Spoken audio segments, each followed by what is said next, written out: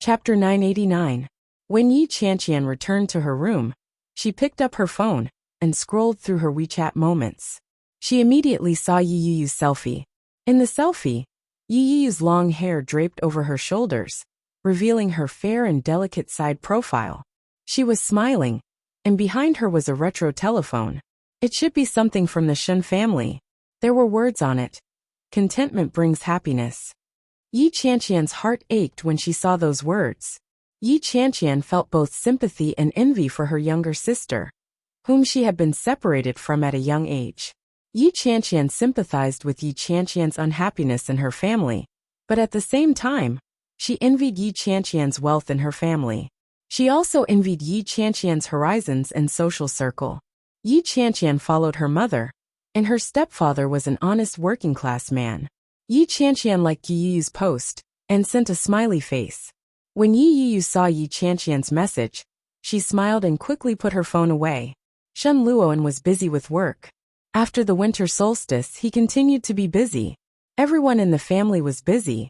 Shen Jilia and Shen Manting were going to Kingstown together. Coincidentally, Yi Yu had a schedule in Kingstown, so they agreed to go together. However, to everyone's surprise, old Mrs. Shen refused to let Yi Yu leave. She insisted that she stay one more day. Yi Yu had no choice but to stay for another day and let Shen Jilia and Shen Manting leave first. After Shen Jilia and Shen Manting left, old Mrs. Shen said, "I want to go to Kingstown too." Seeing Yi Yu's surprise, old Mrs. Shen sneered with dissatisfaction and said in a somewhat bitter tone, "What? You're an actress, and you're afraid of bringing an old woman like me with you? Are you afraid of losing face?" When Yi Yu heard that, her heart skipped a beat. She quickly waved her hands and explained, "There's no such thing, Grandma.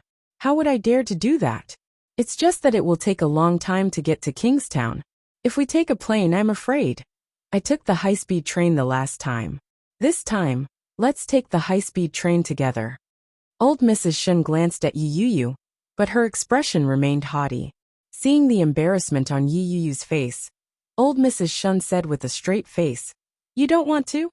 Just now little uncle and little aunt were together. Why didn't you? It's impossible for them to bring me there. If Long Yu finds out, they will definitely be scolded." Yi Yu was speechless. She would be scolded too. Moreover, because she was an outsider, she would be scolded even more harshly. Old Mrs. Shen seemed to know what she was thinking, but she didn't care. She looked at her arrogantly and said, "You don't want to? Yesterday, you said that you would be filial to him. But now I've forgotten about it. How hypocritical." Yi Yu felt that it was inappropriate and said, "Grandma, do you want to tell Mom and Dad? I think you just can't wait to take me along. If I tell them, will they let me out?" Old Mrs. Shen was furious. She stood up from the sofa and said angrily, "Forget it. I'll go by myself. You just want me to go out and get killed, don't you? I've seen through you a long time ago." Yi Yu couldn't bear to hear that. She pulled the old lady and said, "Grandma, I'll take you there." Old Mrs. Shen had expected this. She snorted and said, "Help me pack my things. We'll leave in the afternoon." Chapter 990.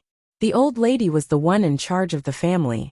No matter what the Shen family wanted to do, as long as they didn't get the approval of the old lady, they couldn't do it. Except Shen Luoan's marriage to her.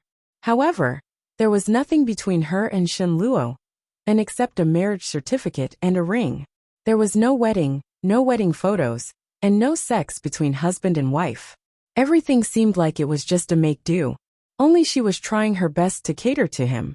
If you love him, you have to cater to everything about him, right? The weekend passed quickly. After Yu Lily handed over the 5th episode of Love Transaction on Sunday night, the dramatic reversal of the plot caused a lot of controversy. Also because of Love Transaction, the number of downloads of the Eurasian Comics app increased, and the number of downloads was in the tens of thousands. Yi Qianqian's performance skyrocketed, and she became the queen of performance that many people in the editorial department envied. Monday. It was rare that Yi Qianqian didn't ride the bike. She was a little excited and walked with Yu Lily. Yu Lily chatted with Yi Qianqian all the way to the company. After they said hello, they saw the surrounding colleagues pointing at them and whispering to each other. Yi Qianqian sat in her seat, but as soon as she sat down, she heard her boss, Editor-in-Chief Zhou, shouting, "Yi Qianqian, come to my office." Editor-in-Chief Zhou rarely talked to Yi Qianqian. This old woman was a little cold. Recently, except for some boys in the technical department and Yu Lily, Editor-in-Chief Zhou rarely talked to anyone. It was the first time that she directly called out Yi Qianqian for trouble like today. Everyone's eyes fell on Yi Qianqian, and they whispered. Yi Qianqian had no idea what was going on, and so did Yu Lily. Seeing Yi Qianqian being called into the office, Yu Lily looked around. She found that everyone's eyes were strange, except for Shan Yu. She sat next to Yi Qianqian with a calm face, and was picking up a stack of contracts. Shan Yu had been targeting her, and Yi Qianqian, more than once or twice recently. Seeing Shan Yu's appearance, Yu Lily was sure that this matter must have something to do with her.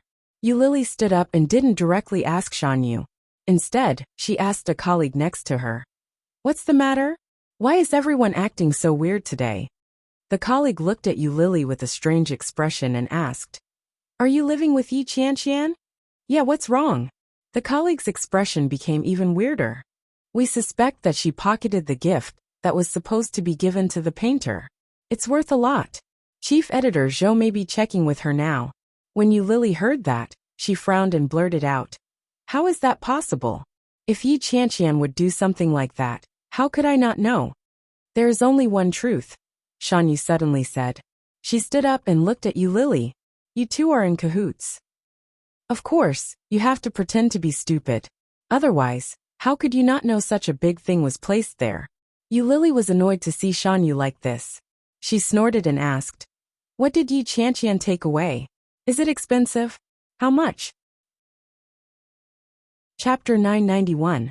Shan Yu looked at Yu Lily with a distressed look and said, "I didn't expect you to be such a person. You are in cahoots with each other." When Yu Lily heard that, she laughed and said, "How did you know? See, you admit it?" Shan Yu looked at her with a disappointed look and said, "Last time, I saw the chat window between you and Yi Qianqian. I clearly saw that you were chatting, and you were talking about gifts." Yu Lily heard this and subconsciously looked back, but she couldn't remember. After all, it had been a long time. However, hearing such words, Yu Lily shook her head and said, "Your glasses are so old. How can you see those things so clearly?" As she spoke, Yu Lily reached out to Shan Yu's eyes. Shan Yu's face changed. She reflexively reached out and patted Yu Lily's hand, shouting, "Yu Lily, don't go too far." Yu Lily's face also darkened. She sneered, looked at her angrily and said sarcastically, "I just want to see if your thick glasses are as ugly as you look." The merciless sarcasm made Shan Yu's face suddenly distorted. She gritted her teeth and shouted, "Shut up. What's the saying?" Yu Lily deliberately tilted her head and thought for a moment, then said, "Ah, ugly people make more trouble. It probably means you, right?" Not being good-looking had always been the biggest pain in Shan Yu's heart. Usually, people around her knew that she was sensitive, so they rarely used such an obvious weakness to satirize her. Hearing Yu Lily's words, Shan Yu's eyes were red with anger. She flew into a rage and shouted, "Don't go too far. So what if you are good-looking? You are still a thief. You don't know how to dispose of the stolen goods. You were caught by others, but you still have such an attitude. You are shameless." Yu Lily heard this and smiled proudly. She raised her eyebrows and said, "There are many benefits to being good-looking. For example, people will not say that ugly people make more trouble." Shan Yu was even more angry and shouted, "You thief, how dare you quibble?" "When did I quibble?" Yu Lily retorted. "Do you know what quibbling means?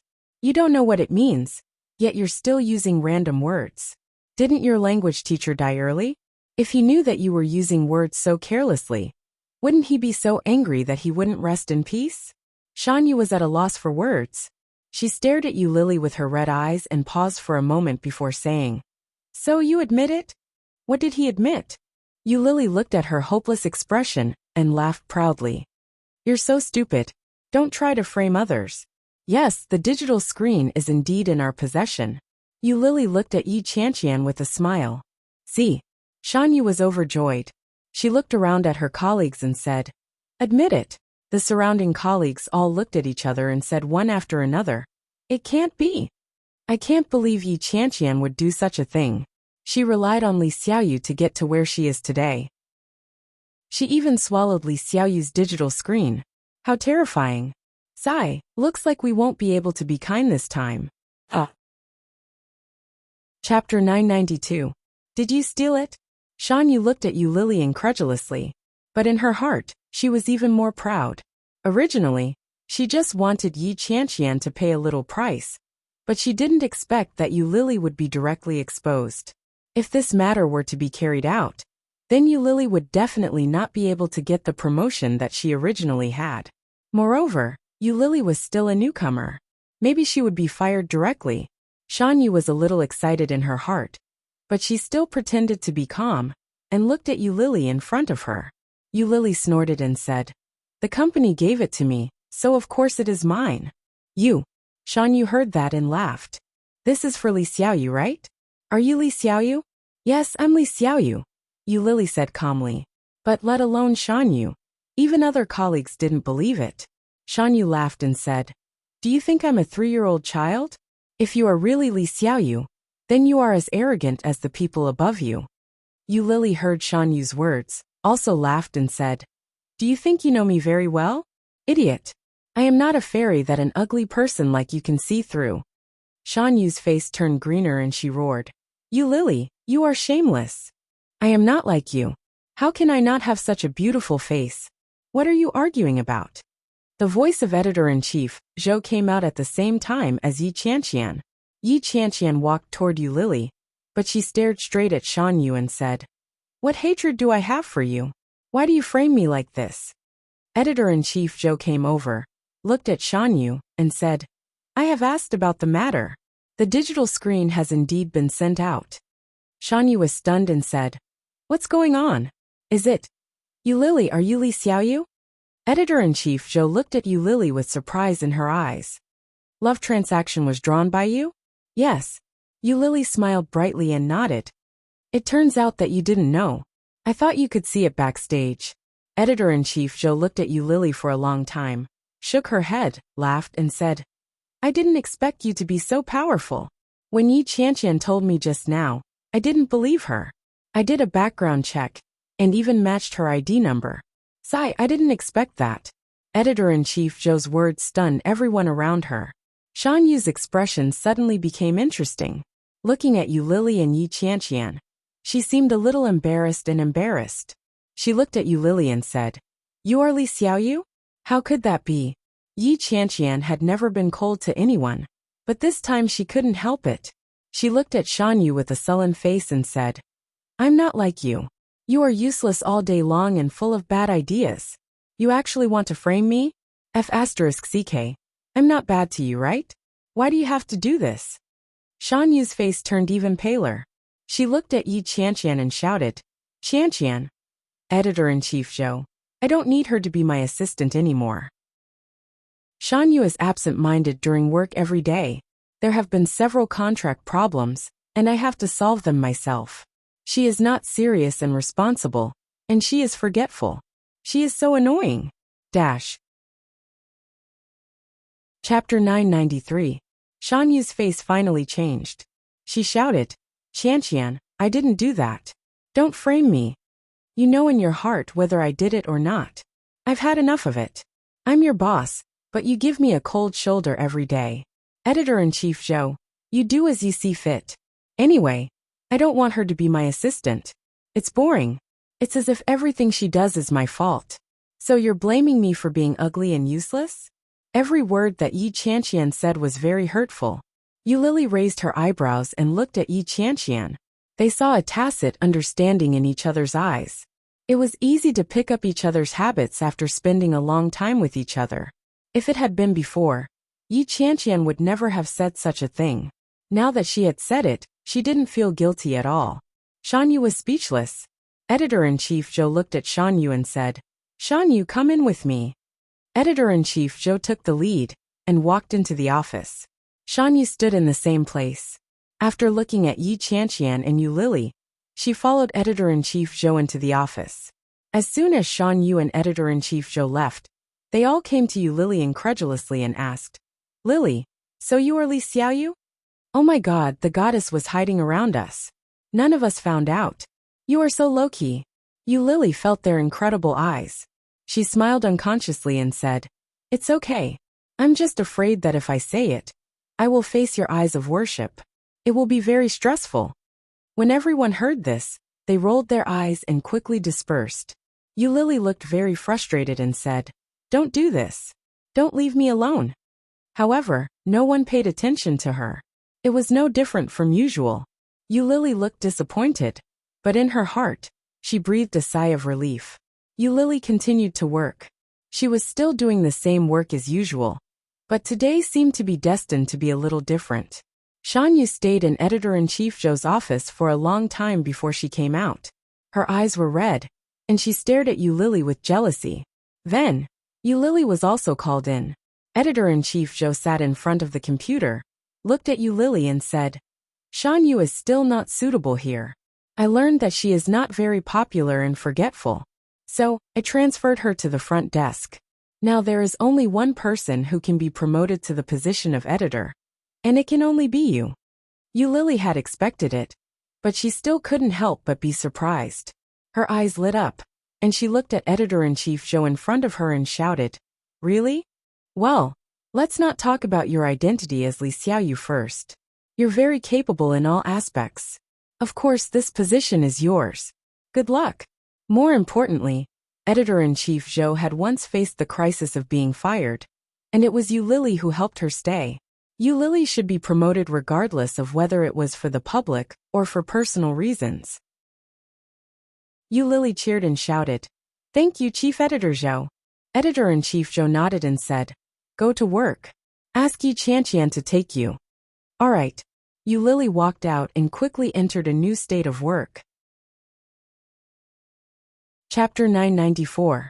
Yu Lily followed Yi Qianqian to learn the precautions for her new position and some routine operations.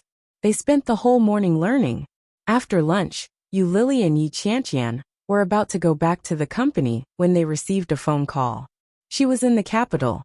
Yu Lily didn't need to pick up the phone, but she had already guessed who it was. It was none other than the Shen family. Unfortunately, Yu Lily didn't have a good impression of the Shen family at all, because of Shen Manting, Shen Luoan, and also because of Shen Longyue's disdain and shock after hearing her identity. The only person who left a good impression on her was the old lady of the Shen family. Fortunately, it was all good news. Yu Lily couldn't help but feel a lot more relaxed. But the phone kept calling, and Yu Lily set the phone to silent mode. When she returned to the company, Yu Lily picked up the phone and found that there were more than a dozen missed calls and several text messages. She picked up the phone and clicked on the text messages. There were several in a row. I came to Kingstown to find you. Where are you? I am the old lady of the Shen family. You saved me. Thank you very much for that day. Miss, answered the phone.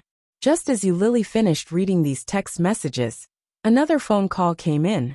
Yu Lily picked up the phone this time, and there was an old voice coming from the other side. Hello, is that you, miss? It's me. Yu Lily felt a little strange, listening to the voice on the other side. That tone didn't seem to be talking to an outsider. When old Mrs. Shun heard Yu Lily's answer, she was a little relieved and happy.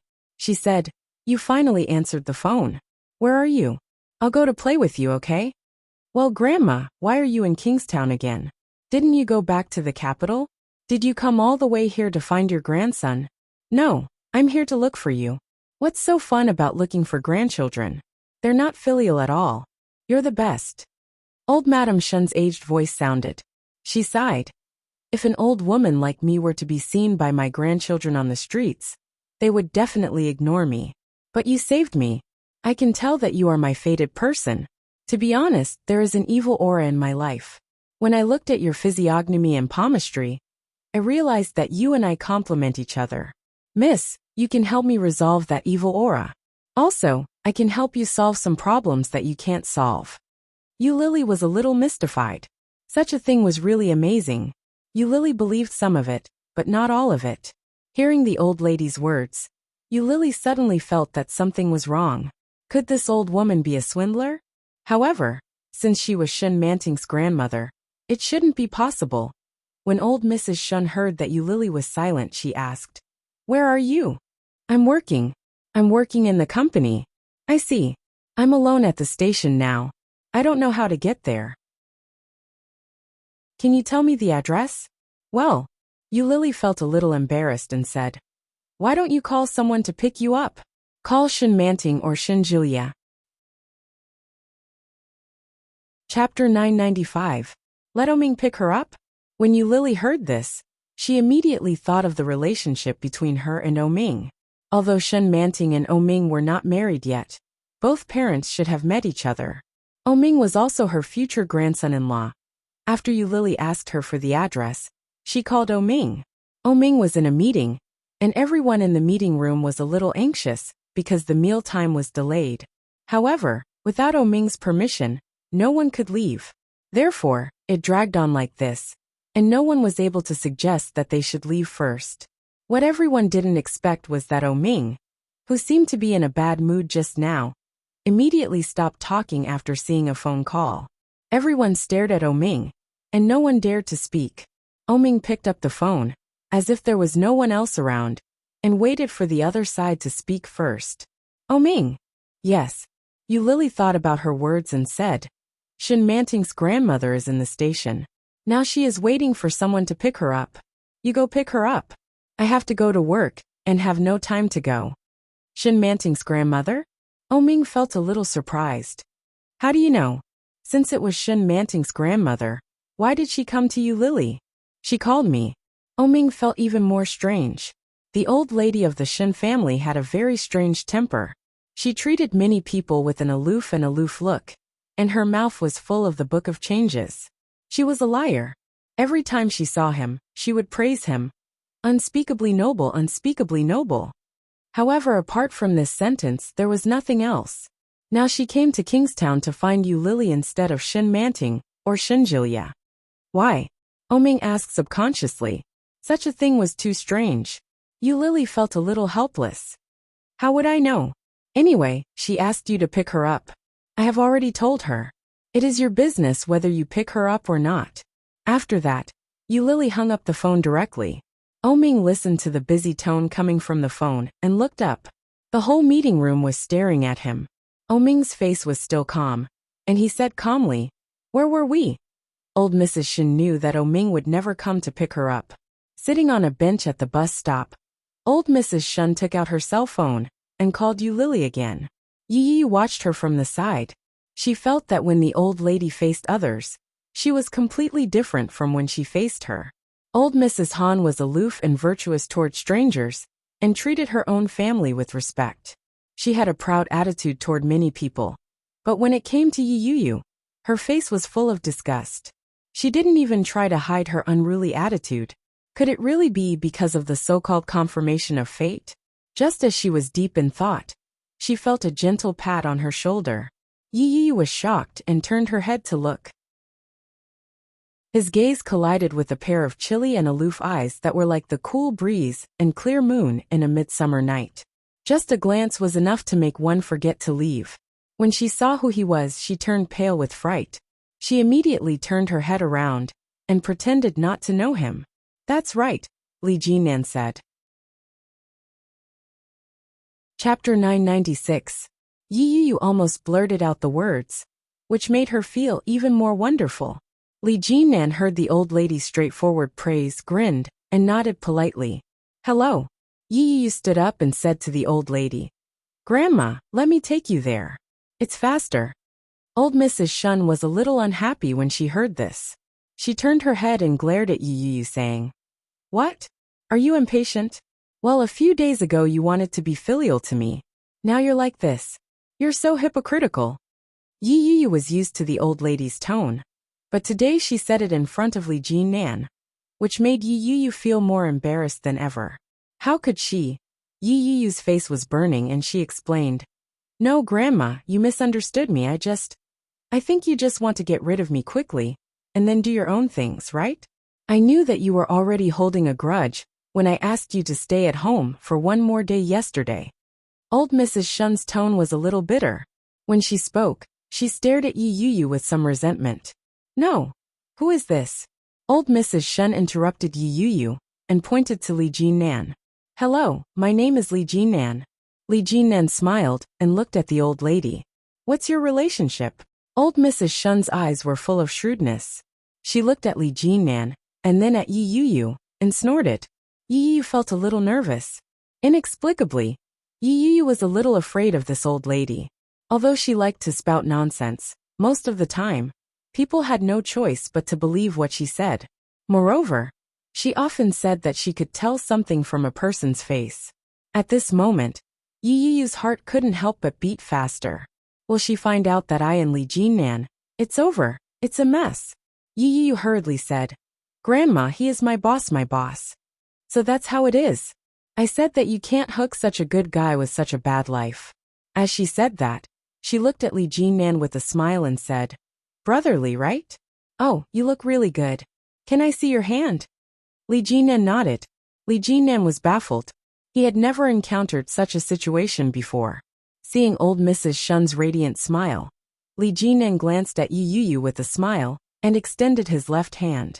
Old Mrs. Shun's eyes lit up when she saw his hand. Holding it with both hands, he looked at it carefully and said, What a good broken palm. If you were born in ancient times, you would be either an emperor or a prince. You would be rich and powerful all your life. It's a pity that it was broken at the peak of your life. Did you give up on a particularly good future? Li Jinnan withdrew his hand, feeling a little creeped out by the old lady's words. He used to be a major in the military, but later retired. He was almost beaten to death by Li Xiao. But how did this old lady know? How mysterious. Li Jinnan cleared his throat and asked, Grandma, how did you know? I am a half-immortal. There is nothing that I do not know. Old Mrs. Shun was a little proud. Suddenly she saw a figure in the distance.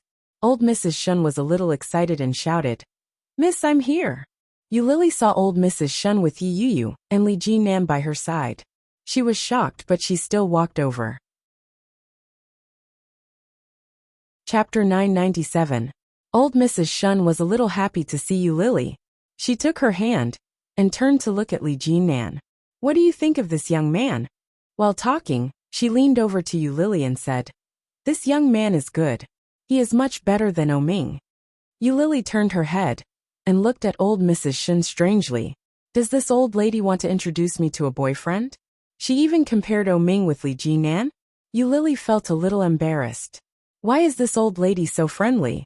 As far as I know, the Shun family and the Li family should have no relationship. Old Mrs. Shun made Lily feel a little embarrassed on the spot. She smiled, looked at Li Jinnan and said, Third Master Li, why are you here? I was passing by and happened to see Miss Yi, so I came to say hello. Do you know this old lady? Of course I know her. Before Lily could speak, the old lady spoke first and said, This girl is my destined person. She saved my life. Lily was even more embarrassed. Looking at her arm being held by old Mrs. Shun, she said, Why did you come here by yourself? I'd better call your grandson or granddaughter. I didn't save their numbers. You can call them. Lily had the habit of cleaning up records. Sometimes when she was bored, she would clear the records. Therefore, she didn't save their numbers at all. Otherwise, Lily wouldn't have come alone, because she was worried about the old lady. Yu saw the intimate look of old Mrs. Shun holding Lily's arm, and felt a little strange. It turned out that old Mrs. Shun, who had always been mean in front of her, had such a side. It seemed that old Mrs. Shun wanted to stick to this girl. Old Mrs. Shun wouldn't treat anyone like this. At the same time, Yu also felt a little uncomfortable. She said hello to Lily and said, Hello, we meet again. Lily naturally recognized that this was Yi Qianqian's sister. She nodded with a smile and said, You and this old lady? I don't know her. I'm just passing by. Old Mrs. Shun pushed her gently, then reached out to pull the luggage and said, Let's go. Where are you going? Lily looked at the old lady and felt a little distressed. I don't know where your grandson is. But soon, she thought of something and sent a message to Oming. Give me Shin Manting's number. Oming had just finished a meeting and sat alone in the conference room. After looking at it, he called Lily. Lily quickly picked up. Oming was inexplicably relieved and asked, Shun Manting is Shun. Grandma is at the station. You can ask her to pick you up? No, don't let them come over. Old Mrs. Shun snatched the phone from Lily's hand and hung up. She said pitifully, they abuse the elderly. I have no choice but to come to you. Young lady, I beg you. Don't call them over, okay? Lily's eyes widened. You and Wang. You and you Mrs. You, Lily thought. You and Lee. Mrs. You Mrs. with you. At. Chapter 998. Yu's words were intended to help Lily and the old lady out of the situation. Lily suddenly remembered what their relationship was. It seemed that Shun Luo was the grandson of old Mrs. Shun, and Yu was his wife. After sorting out their relationship, Lily felt that their family was really chaotic. Lily didn't want to get involved in this mess, so she nodded in response to Yu's words. However, old Mrs. Shun's skin was much thicker than Lily had imagined. Old Mrs. Shun stared at her and said, "What do you mean? The fate between me and Lily is not something that an ordinary person like you can see. Don't try to sow discord between us. The little girl likes me very much. How can she feel troubled? Right, girl?" There was a very obvious expectation on old Mrs. Shun's face. A pair of slightly turbid eyes seemed to shine as she looked at Lily. Lily immediately felt that she was being relied on. Suddenly she felt a headache coming on. She was a little embarrassed and helpless. She looked at the old woman who was full of anticipation and said, "Grandma, you'd better go with your granddaughter-in-law. I'm still at work. I thought you were here alone. If I had known that Miss Yi was here, I wouldn't have come. I'm a little busy over there. It's okay. You take me to your company. You do your work. I won't make any trouble." Old Mrs. Shun looked at Lily with an expression that said, "I'm the most honest and obedient." She nodded her head vigorously to show that she was being honest. Yu saw that Lily didn't want to take the old lady with her, so she was also embarrassed. She pulled old Mrs. Shun and said, "Grandma, I'll take you to my place first. After this lady gets off work, I'll take you to see her. Is that okay?" Lily took advantage of the situation and said, "Yes, I'm very busy. If I don't do my work well, I will be fired." As she said that, she looked distressed and full of helplessness. When old Mrs. Shun saw Lily's expression, she also realized that she seemed to be a little too capricious. After thinking for a while, she said, "Well, you do your work first. Don't leave me behind, okay?" Leave for an old man to say such a thing to her. It was as if Lily had done something heinous. At the same time, he was filled with regret. If he had known this would happen, he wouldn't have come. Now this old lady clearly wanted to rely on him. What should I do? Yu looked at Lily and said, "In that case, can you accompany my grandmother to find a hotel? Please?" Facing Yu's gaze and the old lady's, Lily couldn't help but nod her head. Li Jinan looked at his watch and said, "My time is almost up. You go find a hotel first. I'll go first." "Alright, go ahead." Old Mrs. Shun looked at Li Jinan with a smile. She then looked at Yu and asked, "Do you have his number?" Yu felt a little guilty. Did the old madam notice something? She hesitated for a moment before nodding her head. "Yes, that's good. Young man, go ahead." Li Jinan nodded politely and turned to leave. Old Mrs. Shun turned around, took out her mobile phone, and said, "Give me the phone number of that young man." Lily. Chapter 999. Yi was embarrassed. Under Lily's strange gaze, her face was a little hot. What does the old lady want to do? Is it really because he is handsome, and then can't help it? Does she want to flirt with a man? But Li Jinan is less than 30 years old, and he is almost the same age as Shun Luoan. Is this not good? However, the other party is Shun Luoan's most respected grandmother. Yu did not dare to question it, and directly saved the number for her. Then, Lily helped Yu and the old lady find a hotel, and helped the old lady move things in. Just before Lily left, old Mrs. Shun looked at Lily with a pair of pitiful eyes and said, "You must come, don't leave me." Lily vaguely answered, did not say that she would come, did not say that she would not come. Back at the company, when Yu Lily met with Yi Qianqian, she couldn't help complaining. Yu Lily told him all the helplessness she had felt, starting from when she had saved the old lady. Yi Qianqian was stunned and said, "What a big weirdo. Isn't it?" Yu Lily sighed helplessly. "Anyway, I don't dare to go to her. I feel that I will be blamed. It is not easy to be a good person these days.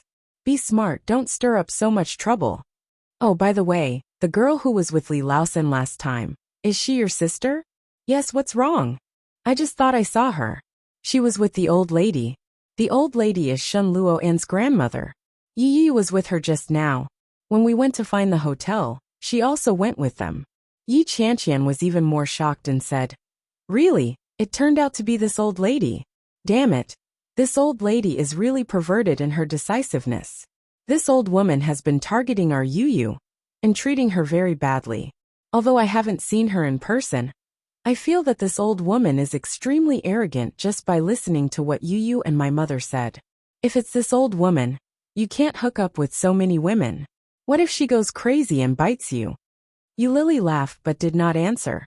She was busy until she got off work. During this period, the old lady called Yu Lily many times, but Yu Lily directly ignored her. Yu accompanied the old lady in the hotel and waited for Yu Lily to get off work. The old lady took out her cell phone and made countless calls, but Yu Lily did not answer. Old Mrs. Shen was a little depressed. She leaned against the window of the hotel and looked out. She looked very gloomy. Her manager and good friend Mira had already called her countless times, but she didn't dare answer any of them. She looked at the time. She had to go to work at 6:30 p.m., but she was worried about leaving the old lady here alone. She glanced at the old lady and wanted to call Shin Manting or Shin Julia, but she didn't dare to. If the old lady knew about it, she might scold her even more. By that time, Brother Luoan would be even more. "Don't you have something to do? Then go do it. I'll be fine here alone." Chapter 1000. Old Mrs. Shun was a little impatient. She waved her hand and said, "Do you think I'm a child? Go." Yi didn't stay any longer. She left the hotel and took a taxi. Yi arrived at the recording site at 6 o'clock. She put on makeup and got ready, just in time for the recording. After about 2 hours, the recording was over. After it was over, Yi found that Shen Luo and had called her several times.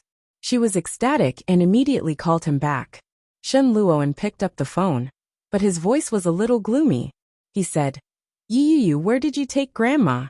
Hearing this tone, Yi's original joy suddenly seemed to be poured down by a basin of cold water, and it suddenly cooled down a lot. "Grandma said she wanted to come to Kingstown, but she didn't let me tell you, so you took Grandma to Kingstown? Yi, are you crazy? You are an actress. You have to film every day. How can you have time to take care of Grandma? Do you want Grandma to go with you to film?" Actress. Those 2 words brought a great deal of humiliation to Yi. The Shen family was like this. They called her profession an actress, and said it with a contemptuous tone. However, Yi thought that Shen Luoan was different. After all, he had never said such words in front of her. But at this moment, Yi felt very uncomfortable and defended. "Brother Luoan, I'm an actress, not an actress. What's the difference?" Shen Luoan asked with a sneer. "Grandma hates you so much. How can she go to Kingstown with you? How did you trick her?" No matter what, you have to bring Grandma home right now. Dad and Mom are going crazy. Do you know how serious the consequences will be if you act so insensibly?" Shen Luoan sounded very angry. "You're the one who brought Grandma home. Grandma is fine in the hotel. She won't." Yi tried to explain, but Shen Luoan didn't give her a chance to speak at all. "Yu, I know Grandma doesn't like you, and you're very upset, but it's not a good way to please the old people. Now Mom and Dad are very angry about this matter. You'd better bring her back quickly. Yu, I know Grandma doesn't like you, and you're very upset, but it's not the right way to please the old people." Yi's heart felt as if it had been pried open. She felt extremely uncomfortable. All right. On the way back to the hotel, Yi tried to organize the words in her head. She hoped that the old lady wouldn't scold her too harshly. When she reached the hotel, she realized that the old lady had disappeared. Yi Yu's heart skipped a beat, and her expression changed drastically. He turned around and went to the bathroom, the balcony, and after looking around, he did not find the old lady. The suitcase was nowhere to be seen, but the hotel key card was still in the room. Her face immediately turned pale. Thinking of the time when the old lady sneaked into Kingstown and almost got into trouble, her heart felt like it was going to fly out. He called the old lady, but the robotic female voice indicated that the other party's phone was turned off. It's over, it's over, it's over, it's over. If something really happened to old Mrs. Shun, the Shuns would never let her off. How could Shin Luoan let her off? What should he do? Chapter 1001. Since the old lady likes Eulili so much, she must have gone to find Eulili, right? But I don't have Eulili's cell phone number at all. What should I do? In a panic, Yi Yu thought of Yi Chanqian. Yi Chanqian seems to live with Eulili, right? When Yi Chanqian received Yi Yu's call, she was sitting on the sofa watching a Korean drama. Seeing Yi Yu's call, she immediately picked it up and was ready to ask her about the strange things that happened today. But Yi Yu's first sentence was, "Sister, is your roommate there?" Yes. Yi Chanqian was a little confused. Why are you looking for her? Let her answer the phone. I have something to talk to her about. Oh. Yi Chanqian took the phone and immediately jumped to Eulili's room. She knocked on the door and walked in, then gave the phone to her. Hello, I'm Yi Yu. We met at the train station today, Yi Yu said. Eulili knew who she was and asked, What's wrong? Have you seen my grandmother? I just went to work, and when I came back, I found that she was gone, and her phone was turned off. As she spoke, Eulili could clearly hear the panic in her voice. You saved her last time. If something happened to her on the road this time, Eulili was shocked. She also knew that this was not a trivial matter, so she comforted her. Don't worry too much. Let's split up and go to the places where the old lady might go. Does she know anyone here? Yes. Shen Manting and Shen Julia. All of a sudden, Yi Yu thought of them and said, I'll call them. It's my aunt and uncle. Okay. While talking on the phone, Eulili also stood up, put on a coat and said, I'll also go out to look for her. If there is any news, let's inform each other. Thank you. Yi Yu was about to cry. After hanging up the phone, Eulili briefly explained the situation to Yi Chanqian and went out to look for her. Speaking of the places where the old lady might go, the first thing that came to Eulili's mind was the busy street where she saved the old lady last time. Eulili didn't understand why the old lady liked her so much. But, if she guessed correctly, the old lady's disappearance was likely to be looking for her. Eulili and Yi Chanqian immediately headed in that direction. As expected, when Eulili reached the road, she saw old Mrs. Shin sitting on her suitcase by the roadside. That place was where the old lady had been lying the last time Eulili had found her. Eulili felt a little speechless, but she immediately went forward and called out, Grandma, so you're here. When old Mrs. Shin saw Eulili, her eyes immediately lit up and she shouted, Miss Lily, you're here. Oh, I've been waiting for you for a long time. Why are there so many mosquitoes in such cold weather in Kingstown? Because this is the South. It's different from the North. Eulili was a little helpless. She helped her pull up the suitcase and said, I'll take you back to the hotel. Missy is looking for you urgently. Chapter 1002. Yi Chanqian felt very puzzled when she heard the old lady's words. Eulili doesn't seem to know this old woman well. Does she? Yi Yu was right. That old woman was sick in the head. Eulili was a little embarrassed. She immediately changed the topic and said, Have you eaten? Old Mrs. Shin was moved. She shook her head and said, No, I'm so hungry. Eulili was speechless. Yi Chanqian picked up her mobile phone and called Yi Yu. After telling her the address, she found a restaurant with Eulili and sat down. The old lady hadn't eaten yet. As soon as she arrived at the restaurant and ordered, she immediately began to eat. When Yi Yu arrived, there were two people following behind her, Shen Manting and Shen Julia. When Yi Chanqian saw Shen Julia, her eyes lit up and she shouted, It's you. What are you doing here? Shen Julia was also surprised to see her and said, I'm here to see my grandmother. Do you know my grandmother? Yi Qianqian's eyes widened. Your grandmother? Isn't she Yi Yu's grandmother? Well, Yi Yu is my sister-in-law. Yi Qianqian should be glad that she didn't drink water. Otherwise she would have spat it out at this moment. The world is so big but the circle is so small. Shen Jilia is actually Yi Yu's uncle? In other words, he is Shen Luo'an's younger brother? Oh my god, how could there be such a coincidence? Uncle, do you know my sister? Yi Yu came up from behind. After seeing that the old lady was safe and sound, she quietly breathed a sigh of relief. When Shen Jilia heard Yi Yu shout, he felt a little strange. Is she your sister? So we are relatives by marriage, haha. Shen Jilia laughed, looked at Yu Lily and said, Where did you find my grandmother? I didn't know that you were the kind-hearted person who saved my grandmother last time. My grandmother also likes you very much. It seems that we are really destined to be together. It's a waste of this heaven-sent opportunity if we don't get together. Yu Lily took a sip of milk tea, rolled her eyes at him and said, Take your grandmother away. I'm going back. Shen Manting stepped forward and glanced at the old lady who was still eating. She said, Grandma, do you know that my parents are worried sick about you in the capital? You are too capricious. Old Mrs. Shen ignored her. She looked at Yu Lily and said, This restaurant doesn't taste good. Next time, take me to one that tastes good. Shen Manting was a little upset and looked at Yu Lily indignantly. Not only did this woman steal her man, but even her grandmother liked her a little more. Why? Grandma, it's time to go back. Let's go to my villa. It's the villa Oming gave me. It's big and comfortable. Let's live together, okay? Shen Manting coaxed. However, old Mrs. Shen didn't buy it at all. She said, You can go back. I've already told Lily that I'll sleep with her today. You don't have to worry about me. Yu Lily almost choked on her milk tea. She turned to look at old Mrs. Shen and said, Grandma, you should go back with them. It's not convenient for me. The room is too small. It can't accommodate a great Buddha like you. But she didn't finish her sentence. Old Mrs. Shen looked at Yu Lily and asked with a hint of resentment, Do you dislike me? Yes, yes. Chapter 1003. No matter how stupid old Mrs. Shen was, she knew that Yu Lily had acquiesced. Just a moment ago, he had a look of anticipation on his face, but now he had collapsed. Such a change in expression was seen by everyone.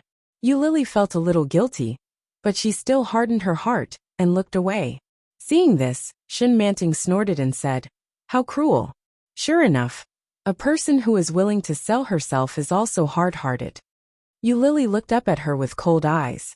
Shen Manting saw her expression and felt a little proud in her heart. She said, I heard that you broke up with Oming, but you have been Oming's mistress for so many years. Even if you don't have any credit, you have worked hard. You should also attend Oming's wedding. As she said this, she opened her bag and took out a stack of beautiful red booklets. There is no name on it. You can write it yourself and take it out directly. Mistress, Yi Qianqian, and Yi Yu didn't know this. They looked at each other and saw surprise in each other's eyes. Other guests next to them heard it and also looked over curiously. Yu Lily's face darkened and her eyes turned cold. She sneered and said, Miss Shen really has a big heart. You're preparing for your wedding, and at the same time, you're trying to get another man to play the taboo game. Isn't it cool to be two-timing? Hearing this, Shen Manting's hand trembled violently, and her face changed dramatically. She looked at Yu Lily incredulously. It was impossible. Shen Luo, and only showed that side to her when no one was around, and Yu Lily was not familiar with her. How did she get the news from Shen Luoan? Shen Manting's breathing became rapid, and her hand holding the invitation suddenly tightened. However, she quickly pretended to be calm and sneered. What do you mean by this? You know very well what I mean. Yu Lily looked at her, stood up, and raised her eyebrows with a smile. I'll go back first. Take care of yourself. Yu Lily quickly walked out. Seeing this, Yi Qianqian quickly followed. Holding the blank invitation, Shen Manting's face quickly changed and became extremely ugly. Shen Jilia looked at Shen Manting and asked in a low voice, Is it true? You have another man? Shun Manting's breathing quickened and she shouted, "Shut up!" She stomped her foot and turned to leave. Yi Yu felt a little strange. Yu Lily's words kept echoing in her mind, taboo. Yi Qianqian knew that Yu Lily's ex-boyfriend was Ming, but she didn't know that Yu Lily was a sugar baby. Subconsciously, Yi Qianqian thought of the plot in Yu Lily's manga. It seemed that the female protagonist was kept by the male protagonist, but in her heart, there was always a villain who resisted. Could it be that Yu Lily was painting her own story? However, when Yi Qianqian saw Yu Lily's expression, she didn't say anything. She quietly followed Yu Lily back home. However, as soon as she got out of the elevator, she saw a man standing in front of her house. A tall and handsome figure was standing at the door with a cigarette between his long fingers, which was emitting faint white smoke. When Yi Qianqian saw Ming, she felt even more perplexed. She had just heard that Shun Manting was two-timing. But what was the difference between Ming and Shun Manting now? Yi Qianqian felt that it was unfair for Yu Lily. When she saw Ming, she didn't say anything. She took out her key and asked in a low voice, "It can't be true, right? You have another man?" Shun Manting breathed quickly and shouted, "Shut up!" Shun Manting stomped her foot and turned to leave. Yi Yu felt a little strange. Yu Lily's words kept echoing in her mind, taboo. Yi Qianqian knew that Yu Lily's ex-boyfriend was Ming, but she didn't know that Yu Lily was a sugar baby. Subconsciously, Yi Qianqian thought of the plot in Yu Lily's manga. It seemed that the female protagonist was kept by the male protagonist, but in her heart, there was always a villain who resisted. Could it be that Yu Lily was painting my own story? However, when she saw Yu Lily's expression, Yi Qianqian didn't say anything. She silently followed Yu Lily back home. When she got out of the elevator, she saw a man standing in front of her house. The tall and handsome figure was standing at the door with a cigarette between his long fingers, which was emitting faint white smoke. When Yi Qianqian saw Ming, she felt even more perplexed. She had just heard that Shun Manting was two-timing, but what was the difference between Ming and Shun Manting now? Chapter 1004. The atmosphere was so quiet that it was a little strange. Yu Lily had not looked at him until now, as if he did not exist. Yi Qianqian was a little scared, and her hand that was opening the door was shaking. Finally, Yi Qianqian opened the door and breathed a sigh of relief. She immediately slipped in, but when Yu Lily was about to go in, Ming suddenly took her hand behind her and said, Let's talk." Yu Lily tried to pull her hand back, but she couldn't. She turned her head and looked at Ming.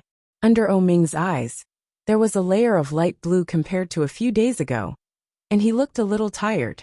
On his clean and white face, there was a serious look. Yu Lily slightly raised her lips and smiled.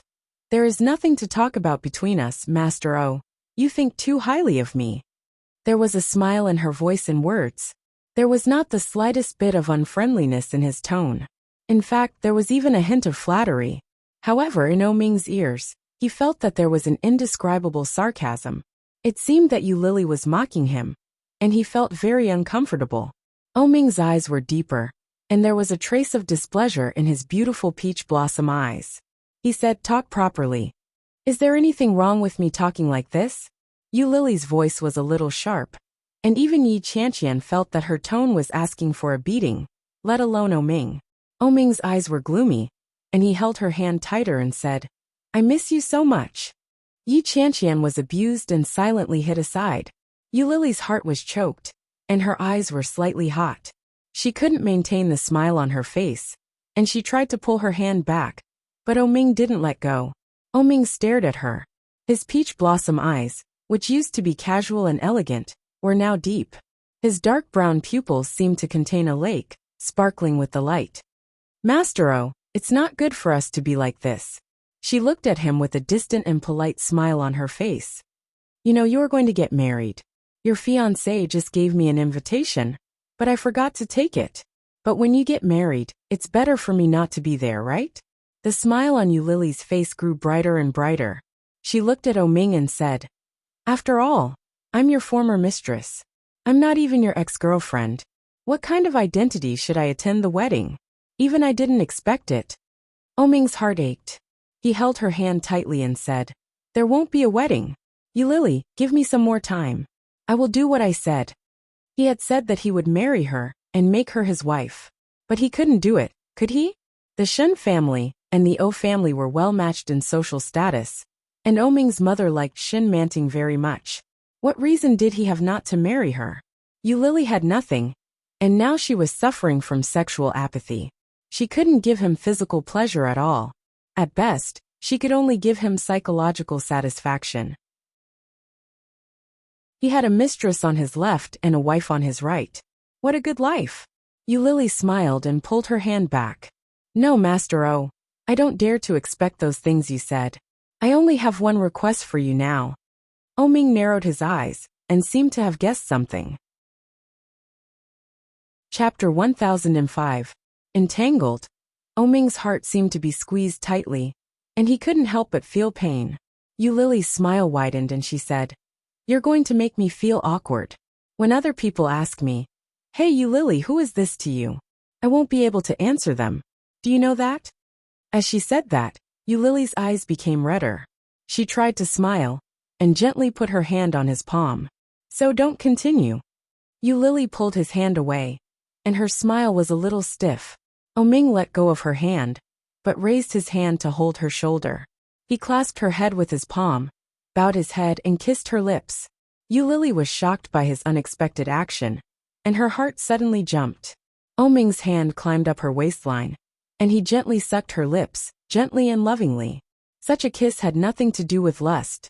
It was just a light kiss, and then he released her. "In the future, I won't let you be unable to answer." Oming stroked her face with his big hand, and his voice was soft. Lily pushed him away and turned her head. Then, she quickly entered the house and closed the door. Yi Qianqian saw Lily come in and blinked. Lily's eyes were red, and when she saw Yi Qianqian's look she smiled. "Are you in a cold war?" Yi Qianqian looked at her and asked. Cold war? When a couple or a husband and wife ignored each other because of a quarrel, it was called a cold war. But she and Oming, they were not a couple, nor a husband and wife, were they? When Lily heard that, she sneered and said, "There is no cold war. It's just a breakup." After that, Lily walked into her room. Seeing that, Yi Qianqian sighed and said, "Ask the world, what is love? It makes people live and die for each other." For a period of time, Oming didn't appear again. Lily began to take on the work of the editor, and her performance was much worse than Yi Qianqian's. She was praised by Editor-in-Chief Zhou several times, and she even held a celebration party for her. After old Mrs. Shen stopped pestering her, Shenjilia's pursuit became more and more aggressive. In the past, he would only wait for her at the company after work, but recently, it had evolved into squatting at the entrance of the neighborhood. At 7 o'clock in the morning, Lily would be followed by Shenjilia. Shenjilia smiled brightly and said, "Hello, you're running in the morning too? What a coincidence." Lily just wanted to laugh, so she mercilessly exposed him. "The neighborhood you live in is half an hour's drive from here. You run really fast." "Awesome." Shenjilia didn't seem to realize that he had been ridiculed. He laughed out loud, and even looked a little proud of himself. He said, well said, well said. Shall we have breakfast together later?" "No, I'm going to buy one for Qianqian." "Okay, then I'll go to your house to eat." Shenjilia replied calmly, "That's all. I'll take you to work afterward. It's on the way." "What bullsh asterisk T?" She rolled her eyes at him and quickened her pace. Shenjilia was tall and had long legs, so he easily caught up with her. He overtook her by half and said, "By the way, has the illness you went to see improved?" Sexual apathy. Chapter 1006. Are you concerned about me? Shenjilia raised his eyebrows proudly. He was not discouraged when Lily rolled her eyes at him. "That's our hospital. I can go if I want. I'll come back after a formality. You don't have to be so serious." "Oh really? That's great." Obviously, she didn't want to continue the conversation. Shenjilia quickly changed the topic and said, "To be honest, your problem can't be ignored. If a woman has this problem, it must be treated." Lily didn't answer. She panted and ran faster. Lily stared at the front, but as she ran, Her stomach became more and more painful. Frowning, Yulili slowed down a little. Shinjilia followed her very easily and said, "I'm serious. Maybe it will cause menstruation. If it is more serious, it may cause problems with the uterus. It is obviously a psychological factor, but the body is closely related to the mood, so it can't be ignored. I happen to be free recently, so I'll treat it for you." "Shut up!" Yulili roared. Her stomach hurt even more. She turned her head and shouted, "You're so noisy." Shinjilia immediately shut up and looked at her figure in a very good mood. But he found that Yulili's footsteps were getting slower and slower. Shinjilia followed her. Seeing Yulili like this, he slightly raised his eyebrows and asked, "What's wrong?" Yulili frowned and shook her head. Her lower abdomen was cramping. She took a breath, but the original pain became more painful. Yulili couldn't help but squat down holding her stomach. Seeing her like this, Shinjilia also knew that the situation couldn't be underestimated. He reached out and touched her forehead. It was very cold, and there was a thin layer of cold sweat. Yulili's breathing became more and more rapid. Her body seemed to be pressed by a heavy weight. She reached out and grabbed his hand. Shinjilia was even more shocked and asked, "What's wrong?" Yulili's eyes became darker and darker, and her head became heavier and heavier. Yulili pushed him away, turned her head and vomited. However, she only vomited a few mouthfuls of water and stomach acid. Shinjilia saw that, patted her on the back and said, "You can't do this. I'll take you to the hospital." Yulili didn't answer. She squatted on the ground and felt dizzy. It took a while for him to recover. Yulili grabbed Shinjilia's hand with both of her hands and helped him stand up. Her head was dizzy, and she was about to fall. Shinjilia picked her up in his arms and ran to the back. He placed her in his car and drove to a nearby hospital. The seats in the car were made of white leather. When he picked her up from the seat, Shinjilia noticed the red stain on the seat. Yulili squinted her eyes and looked half asleep. She looked very uncomfortable. Shinjilia finally understood that the woman was on her period. However, would there be such a big reaction during menstruation?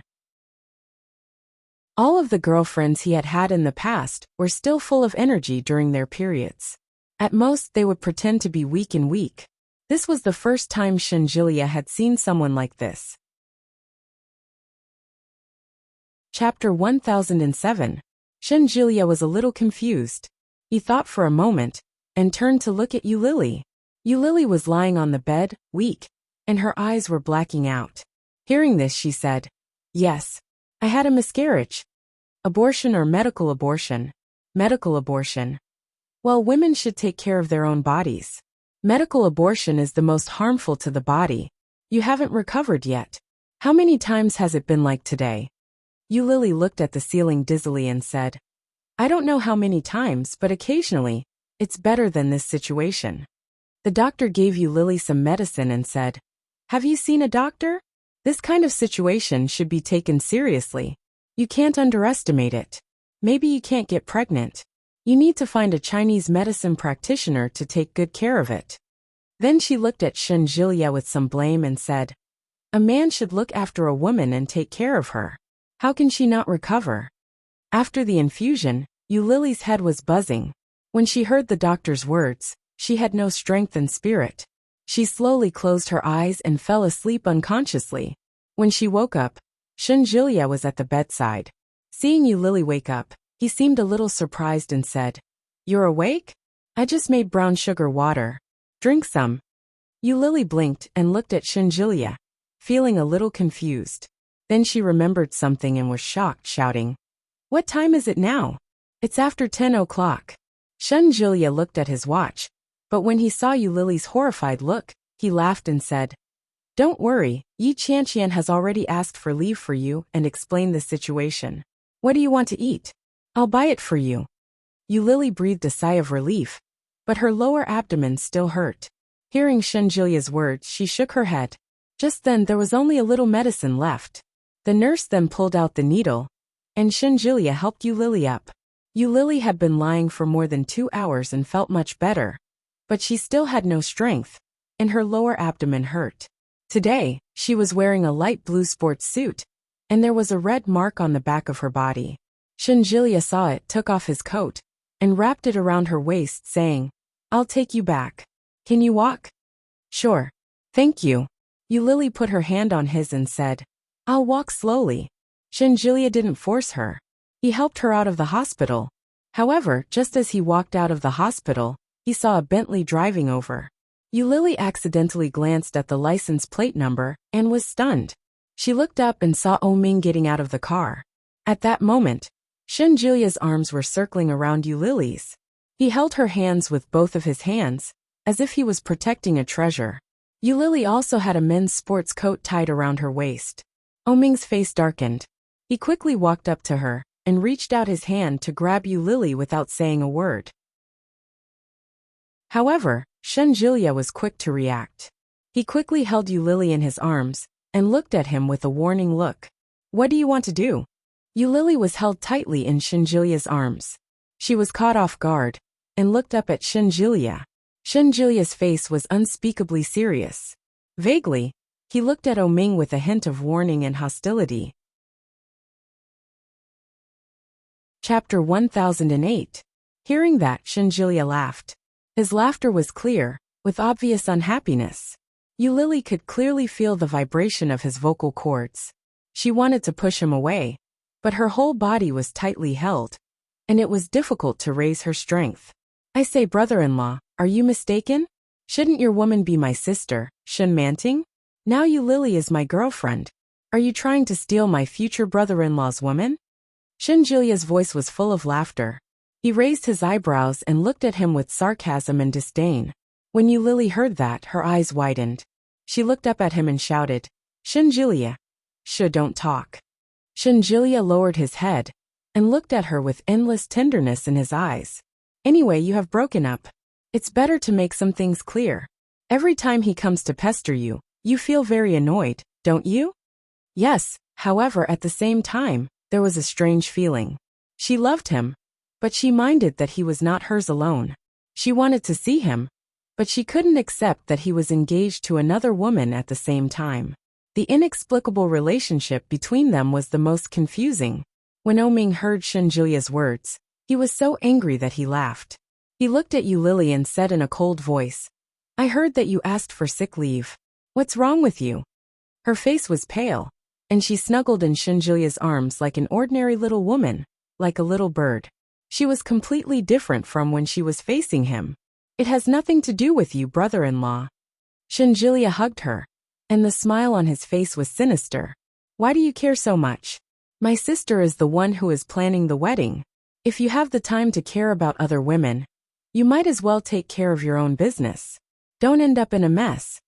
While speaking, Shinjilia walked forward with Yulili in his arms and said, "I'm also doing it for your own good, brother-in-law." Oming stretched out his arms and put them in front of him, but his eyes fell on Yulili. His pair of peach blossom eyes were full of doubt and disbelief. He asked, "Is it true?" Yulili leaned against Shinjilia's arms, and her face was pale. Hearing Oming's obviously uncertain words, her heart was beating fast. Really? What would happen to him if what she said was true? If what she said wasn't true, then there was no doubt that Oming would go back and forth and worry about both sides. As for her, she was still Oming's woman, a pitiful mistress whom everyone looked down upon. Yulili looked at him and hugged him tightly. She buried her face in his chest and whispered, "Let's go. I feel terrible." There was no direct answer. He did not say it was true, nor did he say it was false. But in Oming's eyes, such an attitude was tantamount to a tacit agreement. Shinjilia's big eyes were shining. He raised his eyebrows slightly and looked at Oming in front of him. He said, "Sorry, brother-in-law, you are in the way." He tried to push Oming's hand away, but Oming twisted it and grabbed Shinjilia's hand. He looked at Yulili in anger and sneered, "I haven't seen you for 2 days, and you can't wait to throw yourself into the arms of another man. Yulili, are you so lonely?" His ruthless and sharp words were like thousands of sharp blades stabbing into Yulili's heart, ruthless and decisive. Chapter 1009. He was really angry, but what did it have to do with her? When Yulili heard Oming's words, she laughed and said, "Mr. O, did you make a mistake? Oming was even angrier when he heard that. He looked at her and said nothing. We broke up a long time ago, didn't we? Yulili looked at him expressionlessly, and her body felt weak. Even if she wanted to make a disdainful expression, she felt too weak to do so. Now, the person who pesters me is you, and the person who wants to marry me is you. In the past, it was you who ended the relationship first. Why do you have the final say? I will also be tired, Oming. As she said that, she closed her eyes and leaned on Shenjilia's chest. I didn't agree. Oming looked at her. She was obviously uncomfortable, and her face was pale. Oming felt sad. I didn't agree, Yulili. The reason why I let you go is that I want you to calm down. I didn't want you to break up with me. Ha! You think too highly of yourself. Yulili smiled gently. She was indescribably weak, but the words she said were like cold and sharp, stabbing into Oming's heart. Yulili! Oming was furious, but when he saw her like this, he forcibly suppressed his anger and reached out his hand. Give her to me. But how could Shenjilia be obedient? Holding Yulili, Shenjilia clearly noticed that Yulili was about to lose her strength again. His face darkened and he shouted, Go away! Don't you see that she is uncomfortable? You made her so uncomfortable for 4 years. And now you don't let her go back to rest. How dare you say you love her? Oming, you are so shameless. Shenjilia carried Yulili in his arms and strode in the direction of his car. Oming was left standing in the same place, and his head was buzzing. So uncomfortable for 4 years? What does that mean? He carefully put her in the back seat of the car and let her lie down. After Shenjilia put her down, he went to the driver's seat and started the car. In front, Oming came over and stood beside the car, his eyes staring at Yulili in the back seat. Shenjilia sneered, looked away and whispered, You are so shameless. Yulili heard it clearly in the back. She squinted her eyes and leaned against the car. When they got home, Shenjilia took out the keys from her pocket and keyed in the password before gently placing her on the bed. After boiling some water, Shenjilia rummaged through the entire kitchen and finally found some brown sugar. He made some brown sugar water for her and blew on it to cool it down before helping her drink it. Yulili knew that the man was Shenjilia, and she felt guilty. He opened his eyes and said, You go back first, I can do it alone. No, I haven't eaten yet. We agreed to eat together. Shenjilia glanced at his watch. It was already past 11 o'clock. He clicked his tongue and said, But I'm afraid breakfast is out of the question. What do you want to eat for lunch? What are you doing? Shenjilia's face reddened. He coughed lightly and said, I'll go buy it. I don't know how to cook. Yulili smiled and shook her head. I can't eat. Then I'll just buy something. When I ring the doorbell later, you can open the door for me. All right. Shenjilia was secretly happy to hear her answer. Normally, no matter how much he shouted or knocked on the door, the two women wouldn't open it. Chapter 10:10. Sure enough, it's right to get up early every day. Shenjilia stood up with a smile and went downstairs to buy some food. Yulili took the opportunity to change into her pajamas. She threw the clothes in the laundry basket in the bathroom and went back to her room to sleep. When she heard the doorbell ring, she didn't know what time it was. However, when she opened the door, she didn't see Shenjilia. It was Oming. Seeing her pale face, Oming's heart didn't feel good, so he walked in. Yulili wanted to push him away, but she didn't have much strength left in her. He gently held her hand and walked in openly. Yulili was furious and shouted, Oming, what are you doing here? Her voice was not loud, and it even sounded a little weak. Oming pulled her to sit on the sofa and put down the things in his hand. Yulili looked at them and saw that they were all supplements for blood and uterus. Oming looked at her and said, I'm looking at you. Yulili's body was much better than before. She didn't feel so uncomfortable, but she was not as strong as usual. Now she just wanted to sleep, so she said impatiently, Now that you've seen me, can we go? Oming looked at her face and felt a little distressed. He said, I just went to ask the doctor. Ding dong. The doorbell rang. It must be Shenjilia coming back. Yulili quietly breathed a sigh of relief, stood up, and went to open the door. But Oming grabbed her hand and said, Is it that guy? It's none of your business, Ming. You're too nosy. The same words from Yu Lily's mouth were more hurtful than from Jilia's mouth. Ming's eyes darkened. He looked at Yu Lily and said, "What he just said at the hospital gate, is it true?" Yu Lily tilted her head and looked at him with a sneer. Ming's eyes narrowed, and he took a step forward and put his hands around her waist. Yu Lily's body suddenly tightened, and she looked at Ming with surprise. Ding dong! Ding dong! Ding dong! The doorbell rang one after another. Yu Lily looked at the door and knew that it must be Jilia standing outside. However, her body was surrounded by Ming, and Yu Lily couldn't walk over at all. Ming looked at her. His beautiful peach blossom eyes were deep, like the deep blue sea in the night sky. He said slowly, "Do you know that you have a habit?" Every time he questioned her, if she didn't want to tell the truth, she would muddle through. At first, Ming was deceived. Towards the end, Ming had basically figured out her routine. When he questioned her just now, she did not answer him directly. Yes or no.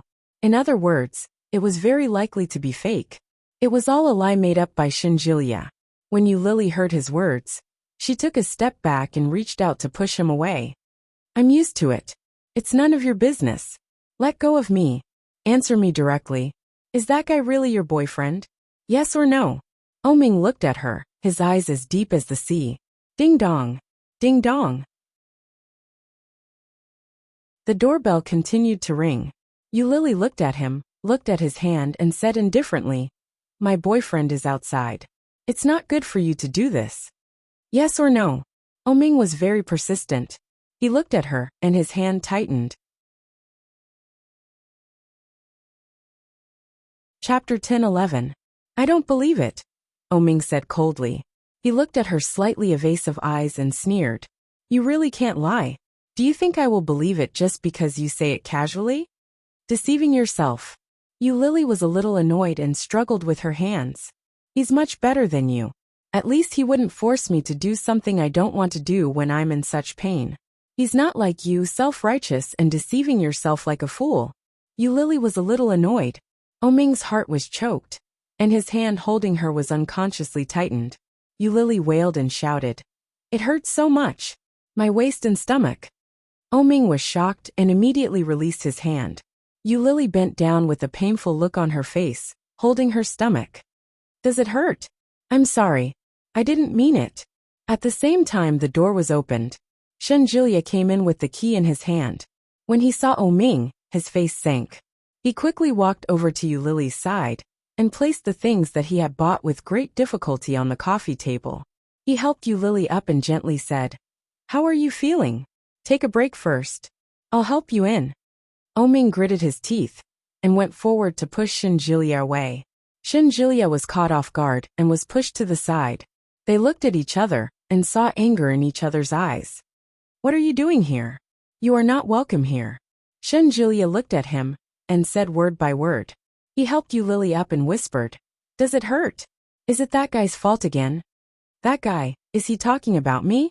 Ming laughed and looked at Jilia. His eyes were like a storm raging.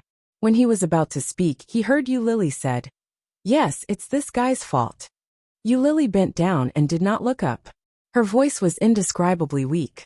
Jilia was distressed. He held her and said, "I will take you in to rest." "I didn't mean it." Ming looked at Yu Lily and felt a little guilty. "I'm sorry, Yu Lily, I believe you didn't mean it, but..." Yu Lily seemed to chuckle, looked up at him, and said slowly, "The damage has been done, hasn't it?" Ming's heart was shocked. The hurt in Yu Lily's eyes in front of him was so strange that it was not like her. "You didn't do it on purpose, but have you ever thought about my feelings?" Yu Lily looked at him, and her eyes became redder. "You only know what you want and what you don't want. Have you ever thought about what I want and what I don't want?" Yu Lily looked at him with tears in her eyes. "No, you haven't thought about any of them. You're high and mighty. You're insufferably arrogant. You were born with a golden spoon in your mouth. You're the only son of the O clan.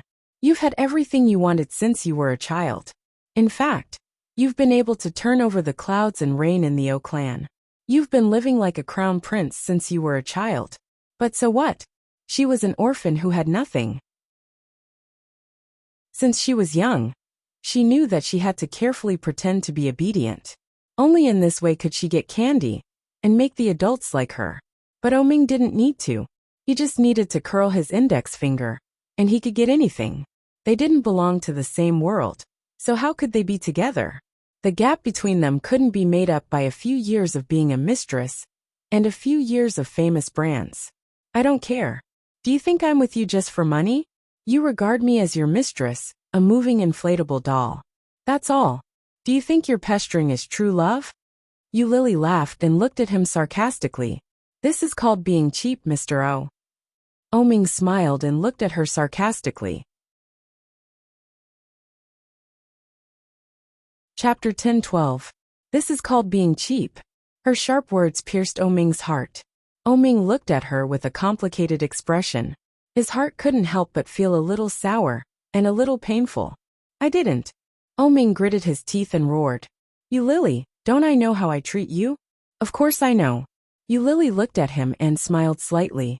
But do you really know how you treat me? He had always thought that he was good to her. Indeed very good. But it was not what Lily wanted. What do you mean? You know it in your heart. Lily smiled and closed her eyes tiredly. I don't want to play this boring game with you anymore. Go Oming. I don't want to be with you. I really don't want to. Lily leaned on Shinjilia and slightly tilted her head, buried it in his chest and said, Please leave, and don't come back in the future. Lily was exhausted by the time she finished yelling. Shinjilia hugged her tightly, looked at Oming with a cold face and shouted, Didn't you hear me? Please leave. After that, Shinjilia carried Lily into her room. He put Lily down and looked down at her. He found that her face was already wet. Her pale face was glistening with tears. It was very beautiful, like a rose that was about to wither. Lily was the toughest woman he had ever seen. She was not the most beautiful, but she was unique and fascinating. Shinjilia had had many girlfriends, but none of them made him feel so sorry. Oming is a bastard. After settling her down and gently covering her with the quilt, Shinjilia sat on her bed and didn't go out again. Lily closed her eyes for a long time and asked, Is he gone? I don't know. Shinjilia didn't go out. He looked at Lily and asked, Are you still uncomfortable? Yes, I'm hungry. Shinjilia chuckled and said, I'll bring the food in to eat. Okay. Lily still didn't open her eyes. Shinjilia got up and went out. He didn't know when Oming had left, but there was a note on the table. On it, there were beautiful and bold words written by Oming. Wait for me. Shinjilia's heart sank when he heard those two words. This guy still hasn't given up. He tore up the note and tossed it into the trash can. He brought the takeout he had just bought in and pretended as if nothing had happened. He smiled and took out the food. It was past 7 o'clock in the evening when Shin Luo received Oming's message. Oming's message was very simple. Let's make a deal. Shin Luo glanced at the message and replied, I'm in Kingstown. See you tomorrow. He tossed his phone aside and looked at Yu. Yu was a little scared. Looking at Shin Luo in front of her, her heart was beating fast. She shouted, Brother Luoan, are you afraid now? Shin Luo took a step forward and looked at the layout of the surroundings. You're going to let Grandma live in a shabby place like this? Don't you know that Grandma is in poor health? Shin Luo looked at her with a gloomy expression. Yu didn't dare to look up. She lowered her face and mumbled, Don't you know that Grandma is not very smart? Brother Luoan, Grandma asked me to bring her here. I also. Chapter 10:13. When Yu heard this, she shrank her shoulders and did not dare to refute.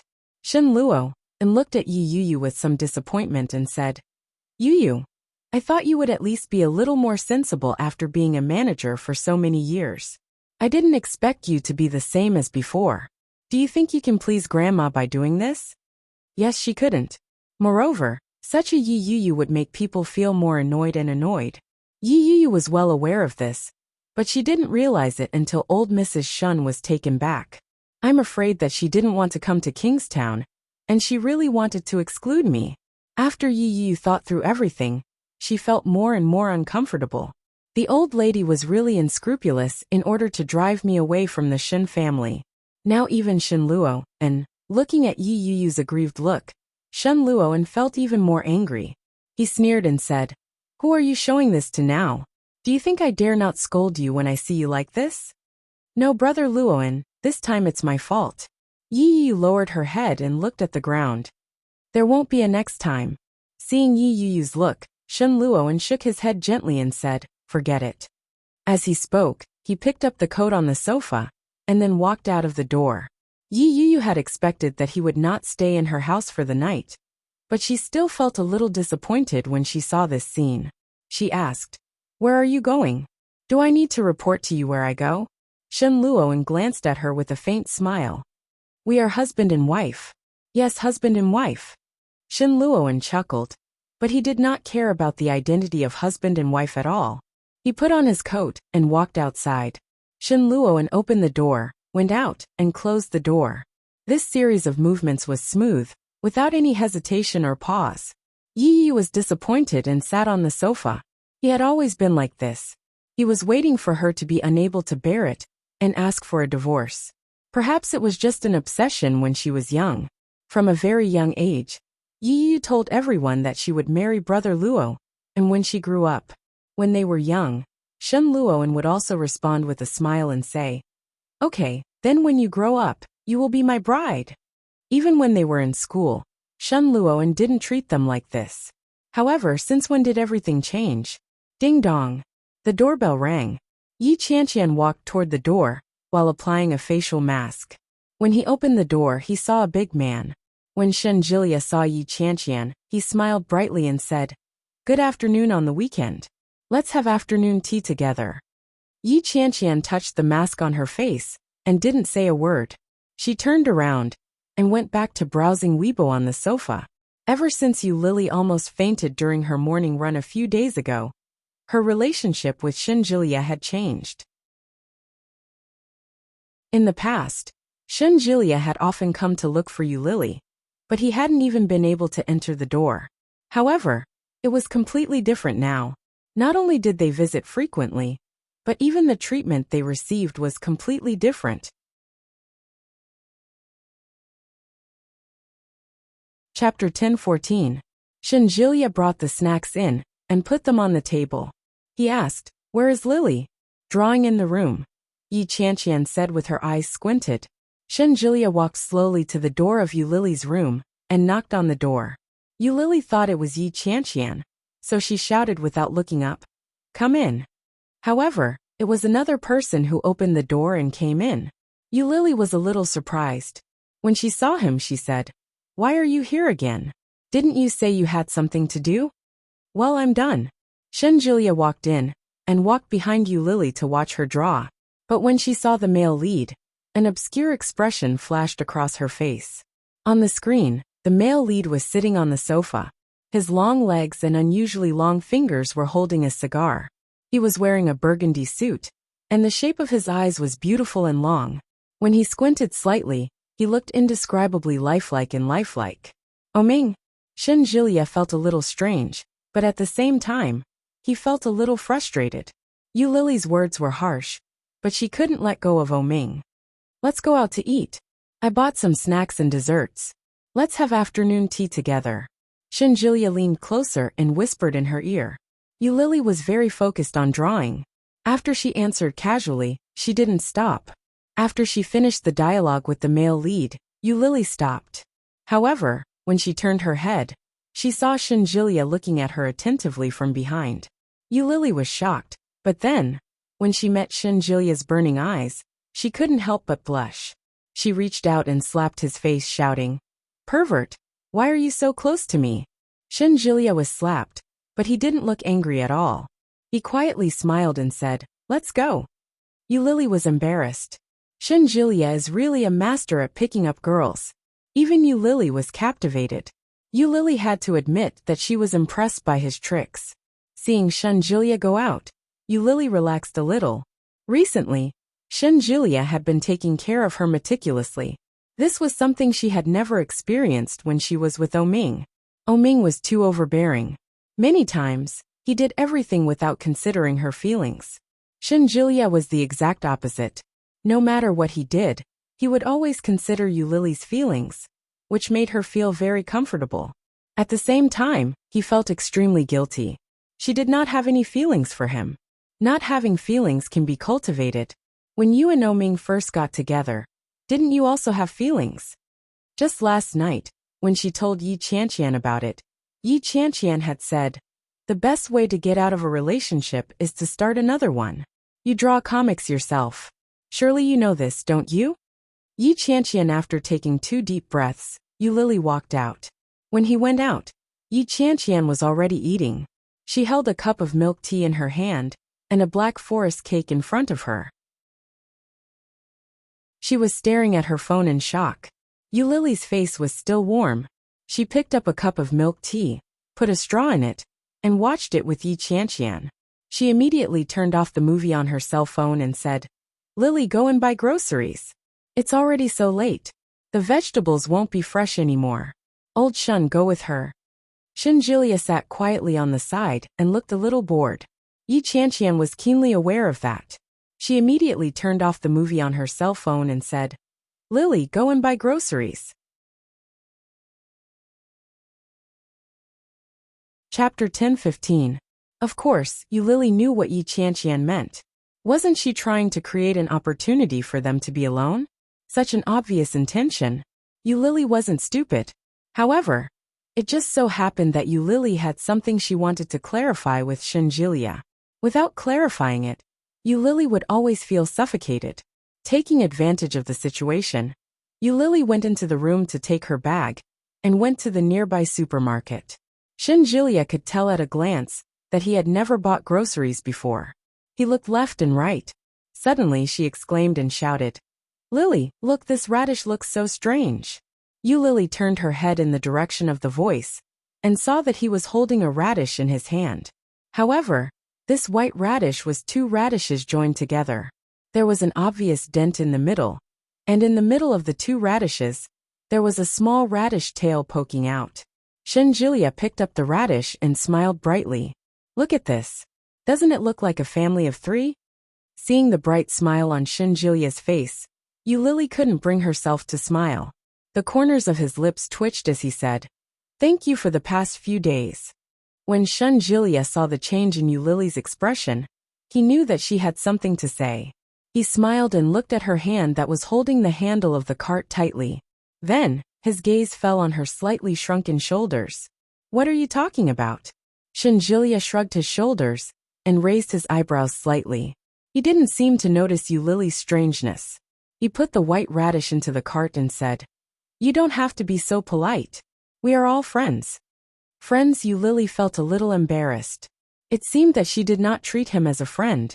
Instead, it was a strange relationship, a strange state. Seeing her slightly embarrassed expression, Shinjulia chuckled and said, "I know what you want to say, but there are some things you'd better not say out loud." As he spoke, he leaned toward Lily, and his smile became more and more brilliant. Just when Lily thought he was going to say something, Shinjulia's smile suddenly disappeared and turned into a faint smile. He leaned over and tilted his head slightly. Lily's heart skipped a beat, and she instinctively wanted to avoid him. Shinjulia's hands moved even faster. He held her head in place and whispered, "Shh, don't move." The distance between them was less than 3 centimeters, and they could feel each other's breath. Lily's body stiffened, and she felt a little nervous. Did this guy want to kiss her? However, Shinjulia didn't make any further moves. He said, "Look behind me. Is there someone I know there?" Lily looked in the direction he was pointing at and saw a tall figure among the women and elderly people who were buying groceries. He was wearing a dark suit with dark patterns. His body was tall and straight, and he was squinting at them. The distance was a little far, and Lily was a little short-sighted. She couldn't see his expression clearly, but she could clearly see who this figure was. The angle was right behind Shinjulia. Lily's silhouette was hidden by Shinjulia's tall figure. From the back, it was impossible to see her expression. From the back, it looked like they were kissing.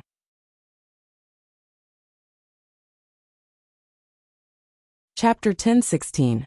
After Shunjilia said that, he pulled Yu Lily up, put his hand on her trolley, and walked side by side with her.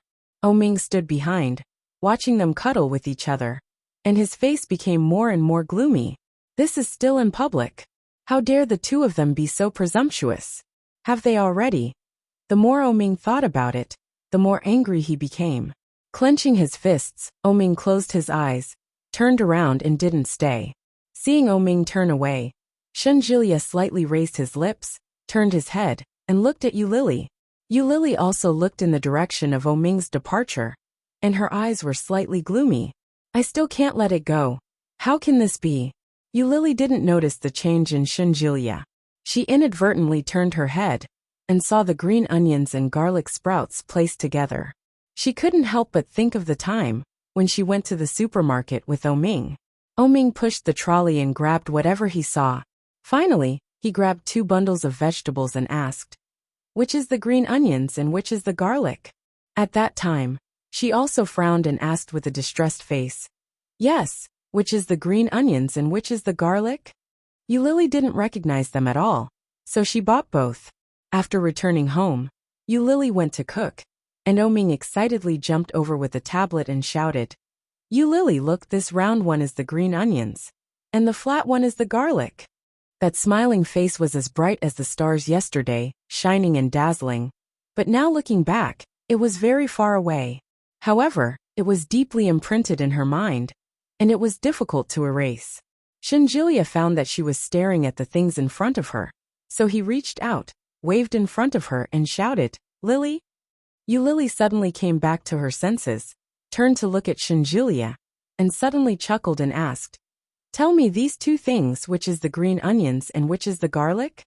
Shunjilia looked at them and said, "The left one is the green onions, and the right one is the garlic." Well, that's right. But Yu Lily didn't know why, but she felt a little lost. With a smile, Yu Lily pushed the cart and looked ahead. She said in a soft voice, "Shunjilia, you know my past. I've cheated a lot of people, and I've been someone's mistress. I've been with Oming for so many years. Why are you still so good to me?" When Shunjilia heard that, his eyes darkened, and he chuckled. "Lily, do you think I treat you well?" "I'm very good." "Tisk, if that's the case, it proves that I've succeeded." Shunjilia looked at her with a smile and continued, "If even you think that I'm good to you, doesn't that mean that I'm even better in the eyes of others? The better I treat you, the angrier Oming gets. This guy is so fickle. He's obviously engaged to my sister, but he's not honest. He should be pissed to death." Yu Lily was stunned and blinked her eyes. When Shunjilia saw her expression, he raised his eyebrows proudly. "Stealing the woman he likes is the best revenge for him. Don't you think so? Does that mean that Shunjilia is pursuing me just to get revenge on Oming? Don't feel pressured.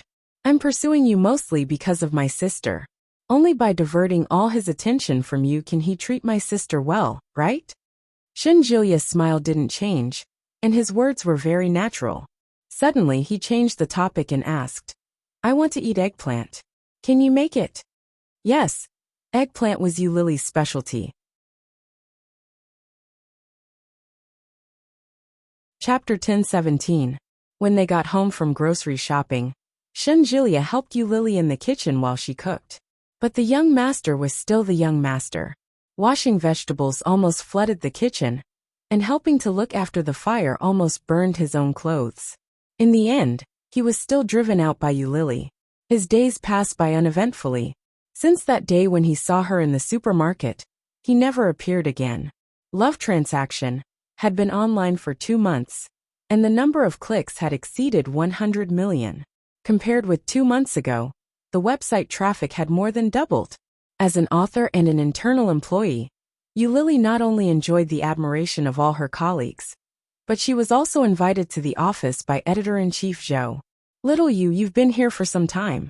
In view of your excellent performance, the higher-ups have decided to give you some rewards. What do you want? Just say the word." "Anything I want." "Of course, it doesn't have to be too expensive. We have to leave a good impression on the higher-ups, right?" Chief Editor Zhou liked this little girl more and more. Even though the income from comics was considerable, She still worked diligently in the company. Among her colleagues, her performance was second only to Yi Qianqian's. Such achievements were equally impressive. More importantly, Yu Lily was neither arrogant nor rash, and she was very popular in the company. Yu Lily heard Editor-in-Chief Zhou's words and said, "Well, I want to take an early vacation." "Ah, that's it." "Yes, just like that." Editor-in-Chief Zhou was surprised. She thought that she would ask for an expensive digital screen or laptop. According to Yi Qianqian, Yu Lily didn't have a computer. However, when he thought about it, he felt that it made sense. With Yu Lily's current income, she could buy a computer whenever she wanted. Her request was very simple. Editor-in-Chief Zhou nodded and said, "It's almost New Year. When do you want to have a holiday?" "On the 22nd, I'm going to travel." The 23rd was Oming and Shen Manting's wedding. She didn't want to see them happy. Kingstown was so big, and yet so small at the same time. The news of their marriage would definitely spread everywhere. At the very least, there would be one less Pure Land in the country. Hearing the word travel, Chief Editor Zhou's eyes lit up and she asked, "Where are you going to travel?" Yu Lily smiled. She thought for a moment and said, "Probably to Japan." Yu Lily asked Yi Qianqian not to tell Shen Jilia about it. On the night of the 21st of December, Yu Lily packed all her luggage. She looked at the empty room and lay on the bed in boredom. All the important things were packed away. Yu Lily closed her eyes and put the headphones in her ears, listening to the bustling noise coming from the other side. Shen Manting was discussing the details of the wedding, including the makeup, guests, and hotels. All of these had been prepared, and they were just discussing the optimization. This kind of thorough preparation, this kind of painstaking effort, was so blissful. "Manting, someone's looking for you." "Hey, they're here." "Who is it?" Even the reply was brimming with joy. Shen Manting must be feeling very happy right now. Yu Lily felt a little jealous. She closed her eyes, took off the headphones, and threw them aside.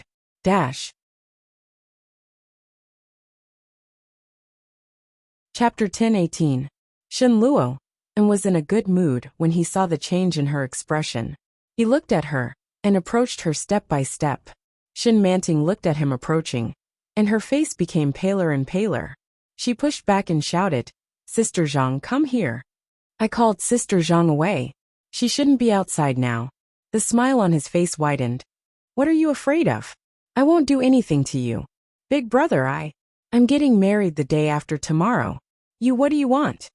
As the big brother, can't I come to see my sister who is about to get married? Shen Luo and stopped in his tracks and looked at Shen Manting's pale face. His heart sank. "Am I that scary? Why do you have such a big reaction?" Shen Manting had been forced into a corner, and the cold wall was behind her. At that moment, the distance between Shen Manting and Shen Luan was less than a meter. As Shen Luoan spoke, his expression was calm. He approached her with a hint of malice. He leaned over, his hands still in his trouser pockets. Suddenly, his lips curved into a smile. "Are you afraid that I'll do it again?" His words undoubtedly poked at Shen Manting's sore spot. One more time. She had been 20 years old when old Mrs. Shen had brought her home. Poor and pitiful. He had accidentally intruded into his forbidden area, and was almost torn to pieces by his Tibetan Mastiff. He had saved her, but Shen Luoan noticed that Shen Manting's eyes were wandering.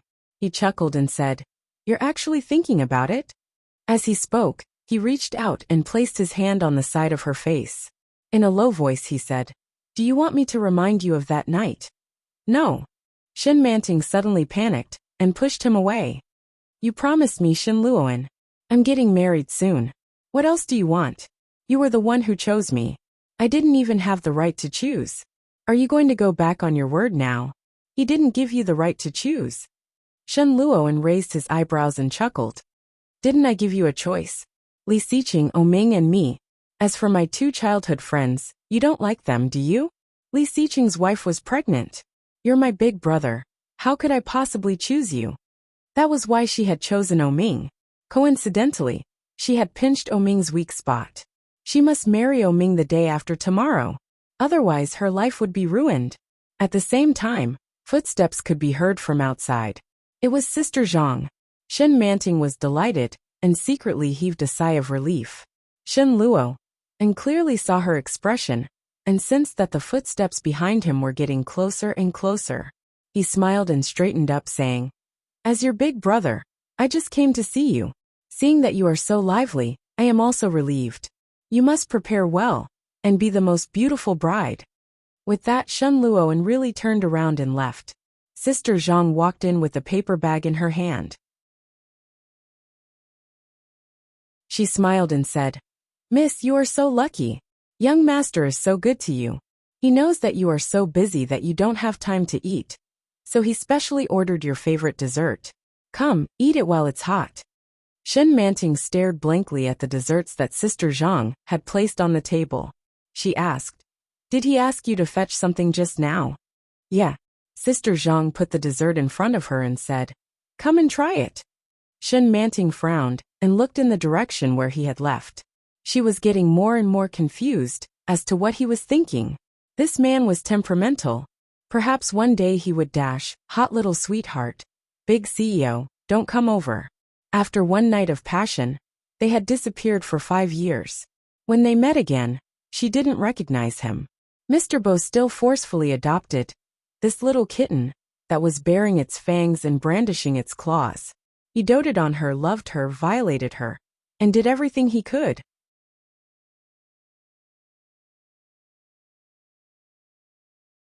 Chapter 10:19. Sister Zhang saw her in a daze and urged, "Come on, eat something.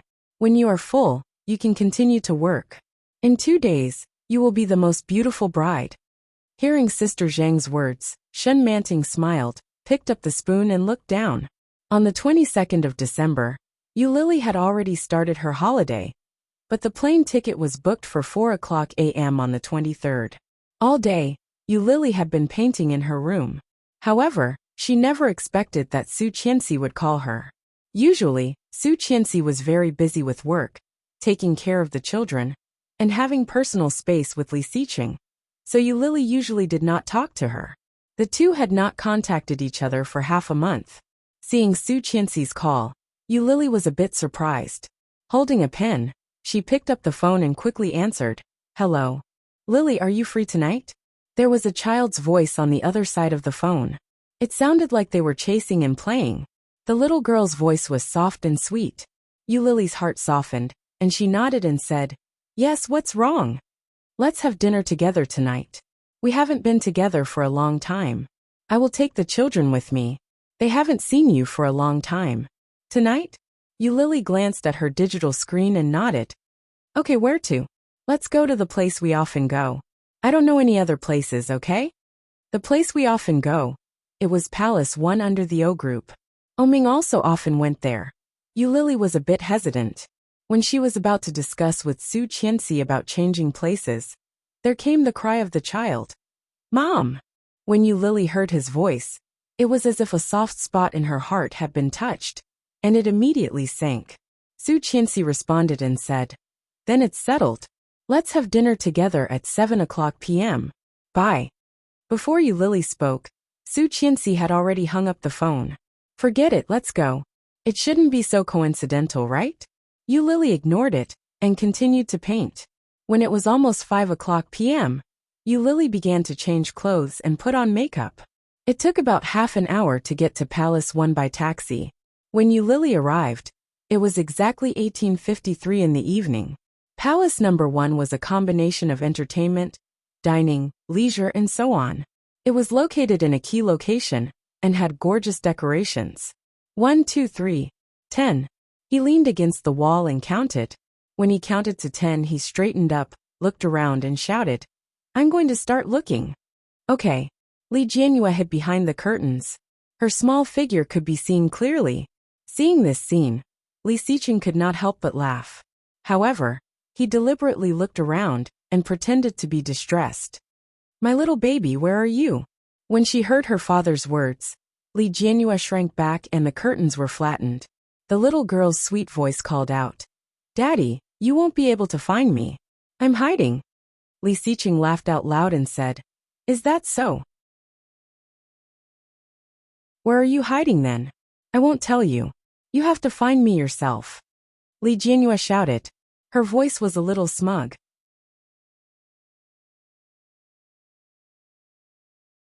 Chapter 10:20. Li Jianhua didn't make a sound. She shrank back, and shrank back. Li Xiqing swayed left and right, and suddenly the curtains were opened. Li Jianhua looked at Li Xiqing in horror. Her big eyes widened and she shouted, "Dad! Caught you!" Li Xiqing squatted down and held her in his arms. He rubbed her little head and said, "Dad will take you to wash your hands." Li Jianhua pouted in frustration and shouted, "Why did you find me again? Even Brother Mosen couldn't find me." Li Xiqing smiled. Li Mosen was smarter than any of them had imagined. With his IQ, how could he not find this little fool? He just gave in to her. However, even if Li Xiqing said it, this little girl would not believe it. He reached out and pinched her little nose and said, "Your brother Mosen has already washed his hands. You are the only one who is disobedient and playful. Do you still not keep your word?" Li Jianhua stuck out her little tongue and reached out to Li Xiqing. "Dad, hug." "Okay, hug." Li Xiqing picked up his daughter and took her to the bathroom to wash her hands. Oming looked at the interaction between the father and daughter, full of envy. Li Jianxian and Li Mosen sat side by side, holding a Rubik's Cube in their small hands. Daisa said, "Uncle, how do you get this red one? You see, yellow, blue, and green are all ready. You just need to get this red to white." Oming put down the teacup, bowed his head and patiently explained, "You can't just focus on one side.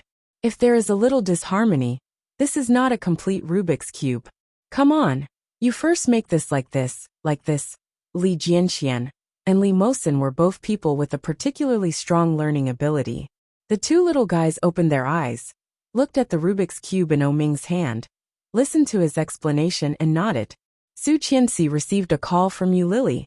She was bored anyway, so she simply stood up and went outside to pick her up.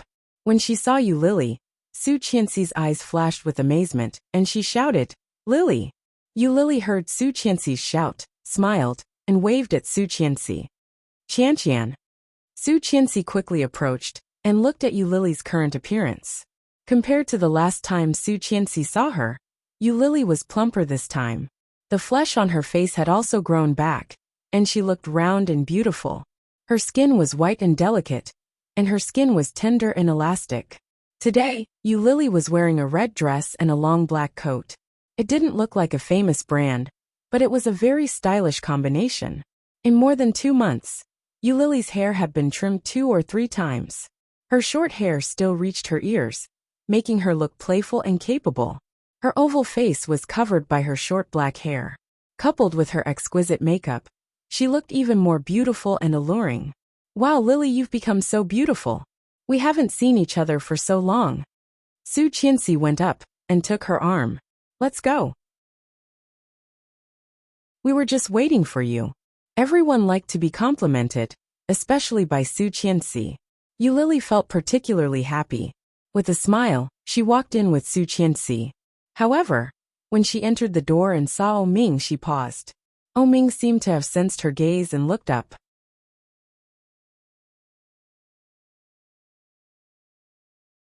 Chapter 10:21. Ex-boyfriend seeing ex-girlfriend. Yu Lily felt inexplicably embarrassed at the moment. Was it a coincidence? Absolutely not. Yu Lily quickly looked away, looked at Su Qianxi, smiled and said, "Qianqian, is he here too?" "Yes, of course he is." Because it was Oming who called her.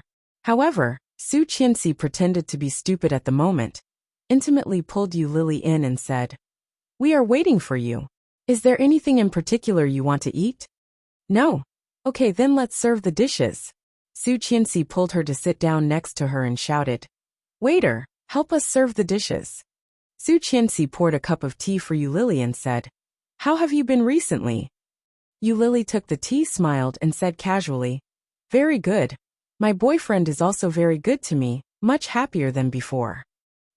Su Qianxi was speechless for a moment, subconsciously glancing at Oming.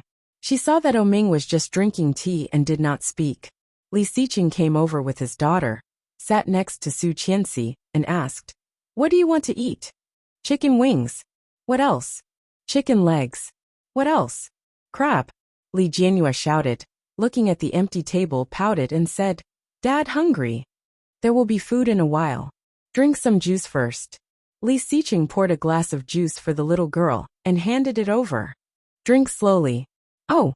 Li Jianyue took it with both hands, holding the juice with her short, fleshy hands. Li Xiqing looked at her, his hand under the glass.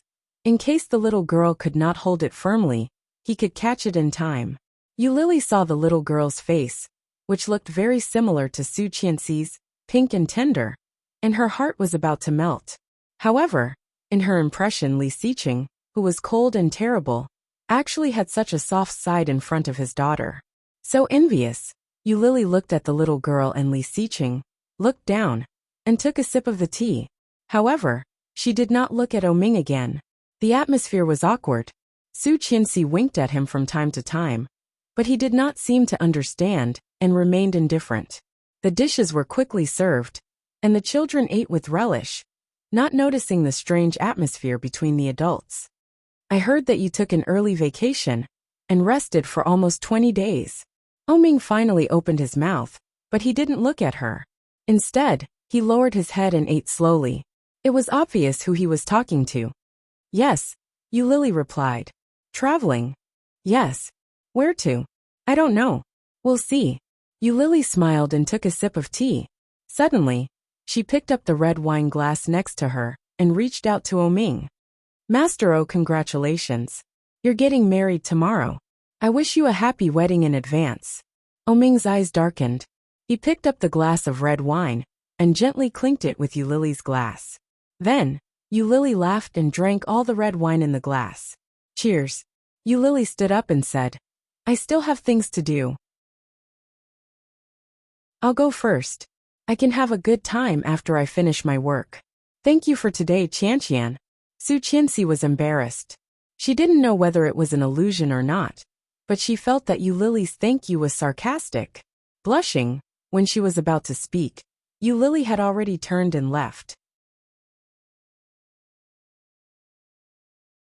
Chapter 1022. The distance between Oming and Yu Lili was always maintained at a moderate distance. Yu Lili didn't look back, but she was clearly aware that he was following her. Deliberately quickening her pace, Yu Lili went out the door. It was a little windy outside. As soon as she went out, the wind blew in fiercely, making her subconsciously wrap up her clothes. Seeing her like this, Oming quickly walked forward. Yu Lili heard the subtle footsteps coming from behind, and she quickened her pace. Then, as if she had thought of something, Yu Lili suddenly stopped in her tracks and stood rooted to the ground. Oming hadn't expected her to suddenly stop. Caught off guard, he rushed forward and bumped into her. Yu Lili was hit so hard that she groaned and almost fell forward. Oming was quick to react. He reached out to grab her and held her firmly in his arms. Such a scene made people couldn't help but look at them. She could clearly feel the warmth of the strong arm that was wrapped around her waist. Yu Lili's heart was beating fast. She reached out, took his hand away, turned around, and looked at Oming. The distance between the two was less than 20 centimeters. Oming didn't expect that Yu Lili would face him like this. He looked at her eyes in a daze and couldn't help but be attracted to her. Yu Lili looked up at him.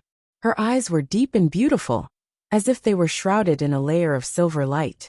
She looked calm and serious as she said, "Oming, let's go to bed." Oming was very surprised and thought he had heard wrong. He asked incredulously, "What did you say?" Yu Lili looked at him and didn't avoid his eyes. She was calm, but she still firmly said, "Let's go get a room." Such a bold request was not only beyond Oming's expectation, but also Yu Lili began to doubt whether she was crazy. Seeing Oming's eyes, the impulse in Yu Lili's heart decreased bit by bit. Yu Lili looked down and smiled gently. When she was about to say something, she heard Oming's voice. Yeah. A simple single word made Yu Lili's heart slightly hurt. Without warning, the pain made her breathless. But he smiled and said, "Then you drive the car. I'll go buy something." Oming frowned. After getting the car, he drove Yu Lili to the place she had told him to go. "Stop." At the same time, Oming stopped the car. She opened the door and said, "Wait a minute." With that, she got out of the car and entered a pharmacy. After about 7 or 8 minutes, Yu Lily came out with a bag in her hand. There were 2 glasses of milk in it. Let's go. Yu Lily smiled and sat in the front passenger seat. Ming wasn't in a hurry to drive. He lit a cigarette and asked, "Are you serious?" "Yes. You can now." She had done it with Shunjilia before, so she knew it was possible. That's why she sought him out. Ming laughed coldly. "Shunjilia couldn't satisfy you, so you came to me, right?" Yu Lily's hand holding the bag slightly tightened, and the bag made a rustling sound. However, Yu Lily suddenly turned her head and smiled like a flower. "Why did you ask if you knew? Don't you want to?" Ming's face suddenly darkened. He turned his head and looked at her like a raging storm, very gloomy. "It seems that you really don't want to. Then I'm leaving. Take care of yourself." As she spoke, Yu Lily opened the car door and was about to get out. But she was stopped. Ming locked the door and coldly said, "You need to F***CK.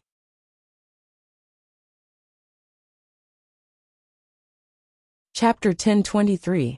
Ming took Yu Lily to a local 5-star hotel in Kingstown, registered his ID card, and opened a room. As soon as Ming entered the room, he took off his coat. Yu Lily followed behind and closed the door. Ming took off his suit and said, "Do you want to take a shower first or should I? Or together?" However, Yu Lily did not respond. Ming was a little surprised and turned around, but he was suddenly hugged. Yu Lily looked up at him, breathed quickly, and her body was hot. Her face was as red as a peach. Looking at him, Yu Lily stood on her tiptoes, hugged his neck, and kissed him on the lips. Yu Lily easily entangled him. She closed her eyes, and the heat in her body ignited the deepest and most hidden passion in her. Holding him tightly with both hands, Yu Lily couldn't help but whisper and shout, "Don't you want to start?" At that moment, Yu Lily's face was flushed, and her whole body was attached to his. She was slightly panting, and her breath smelled like orchids, which was seductive and sexy. Ming did not expect that she actually took the medicine herself. Didn't she always refuse this kind of medicine? However, seeing how impatient she was, he decided not to suppress it any longer. He took the initiative, picked her up, and threw her on the bed. Yu Lily's body bounced and she groaned. Then, she felt a hot body covering her. His fiery big hands peeled off her coat, and then he tore off her dress. Dense, hot kisses dotted her body.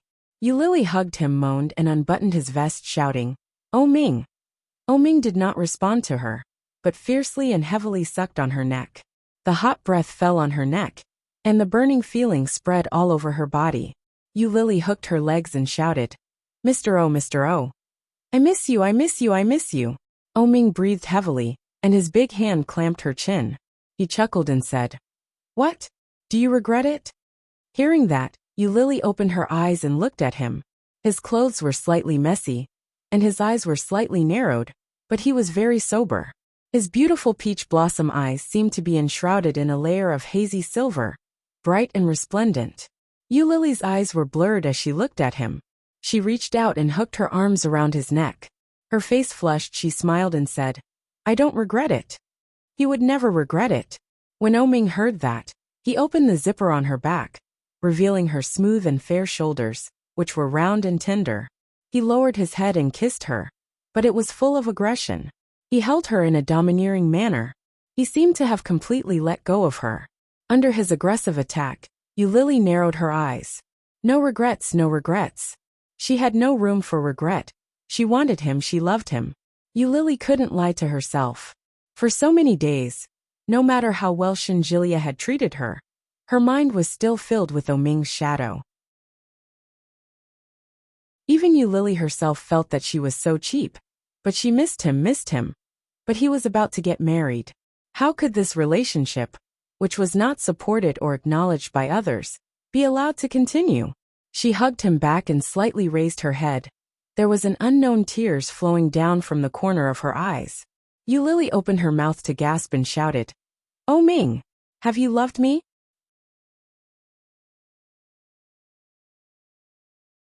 Chapter 1024. It was the first time Yu Lily had asked such a question. It was also the first time Ming had heard it. It was strange and wonderful. It was as if he had met this person for the first time. Yu Lily would actually ask such a question. Ming's eyes darkened. Looking at her flushed cheeks, he slightly raised his lips and was about to speak. But Yu Lily suddenly hugged his neck and sealed his lips. Before Ming could say anything, he was hit by her hotness and disappeared without a trace. The king's eyes gently swayed with their movements, and Yu Lily's whole body was hot, and she twisted uncomfortably. Ming panted heavily and whispered in her ear, "Love." Yu Lily's body stiffened, her hands wrapped around his neck, and she bit his shoulder. He said love. Not love but love. Is that true? But the words that men say when they are driven by pleasure, can we believe them? After a rest, Ming pulled away, hugged her and kissed her neck. Yu Lily slightly narrowed her eyes, gently pushed him away and said, "I'm tired. Go take a shower." Ming paused, looked at her slightly tired face and chuckled. He got up and went into the bathroom. Yu Lily opened her eyes, got up, and took out the 2 bottles of milk from the pharmacy. She opened one of the bottles and put a white pill in it. She closed the lid, shook it a few times, and then drank 2 mouthfuls of the other bottle. After Ming came out of the shower, Yu Lily handed the milk to him, holding a half-empty bottle in her hand. Ming happened to be a little thirsty, so he glanced at it, took the milk, and drank 2 mouthfuls. Seeing this, Yu Lily's eyes darkened. She stepped into the bathroom, and when she came out, Ming was already asleep, and the bottle of milk had been drunk. By the time Yu Lily got dressed, it was already past 1 o'clock in the morning. She gently kissed him on the lips and whispered, "Goodbye, Mr. O." This sleeping pill was enough for him to sleep until noon the next day. And she was already in the sky. Looking at his face greedily, Yu Lily lay down, picked up her phone, and took a photo. The last photo. This would be the last time they would see each other in this lifetime, right? Yu Lily's eyes were sore. She curled up beside him and gently hugged him. Her voice was choked and low like a mosquito. Goodbye. The sky was still dark when they boarded the plane. Everything was still in a hazy state, and the bustling big city was gradually getting farther and farther away. Yu Lily looked down at Kingstown, and her eyes gradually became empty. Yu Lily closed her eyes and leaned back in her seat, her mind blank. When Ming woke up, it was past 1 o'clock in the afternoon. When he got up, there was no one around. Ming felt a little dizzy. He patted his head and frowned. He felt like he was still dreaming. Everything around him was cold, and there was no sign of Yu Lily. Not only was there no shadow, there wasn't even a trace of his existence. Could it be that he was dreaming? An erotic dream left no trace. The phone was vibrating, and it was the special assistant Su Chung. Chapter 1025. When Ming heard Su Cheng's words, he felt even more confused. He didn't know how to respond, so he just hung up the phone. After hanging up the phone, Ming found that there were dozens of missed calls. Shen Manting, his family, Su Chung, and all kinds of unknown calls. The wedding started at 2 o'clock, and now it was 1 o'clock. If he went there now, it was still not too late.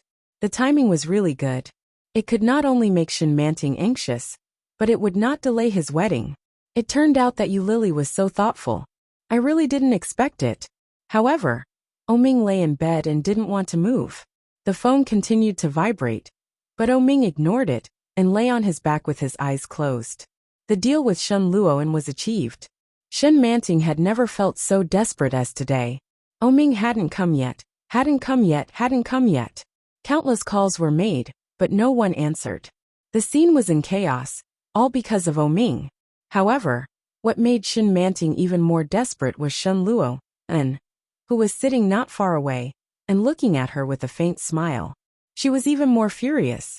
Shen Manting gritted her teeth and dialed Ming's cell phone number again and again, but the result was still the same. Shen Manting's eyes became redder. She walked into the temporary bridal room in the hotel and sat down. After driving everyone out, Shen Manting leaned on the sofa weakly. If Ming didn't come then, Shen Luoan would never let her go. Absolutely impossible. She looked down and found it was already 2:13. It was a mess outside, and the noise made Shen Manting's head buzz. How could it be?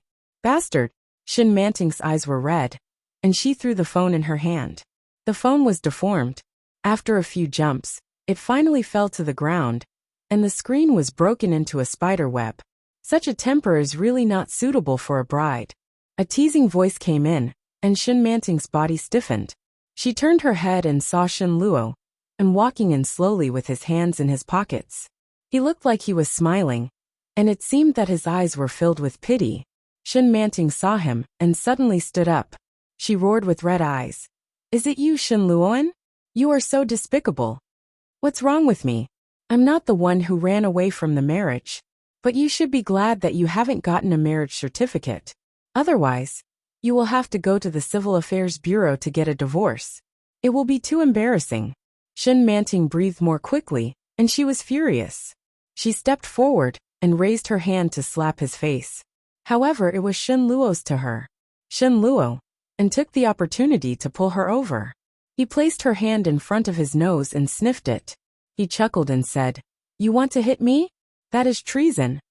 His casual words made Shin Manting feel even more humiliated, and tears welled up in her eyes. She was so embarrassed and angry that she forcefully pulled her hand back and roared, "Bullsh *T big brother, you pervert." Chung would not treat his sister like Shin Shen. Ming to Yang to up and said, "Shen was that Shen. To Shen was very felt. Chung was not to Yang. To Ming. That to of to Shen to Ming to."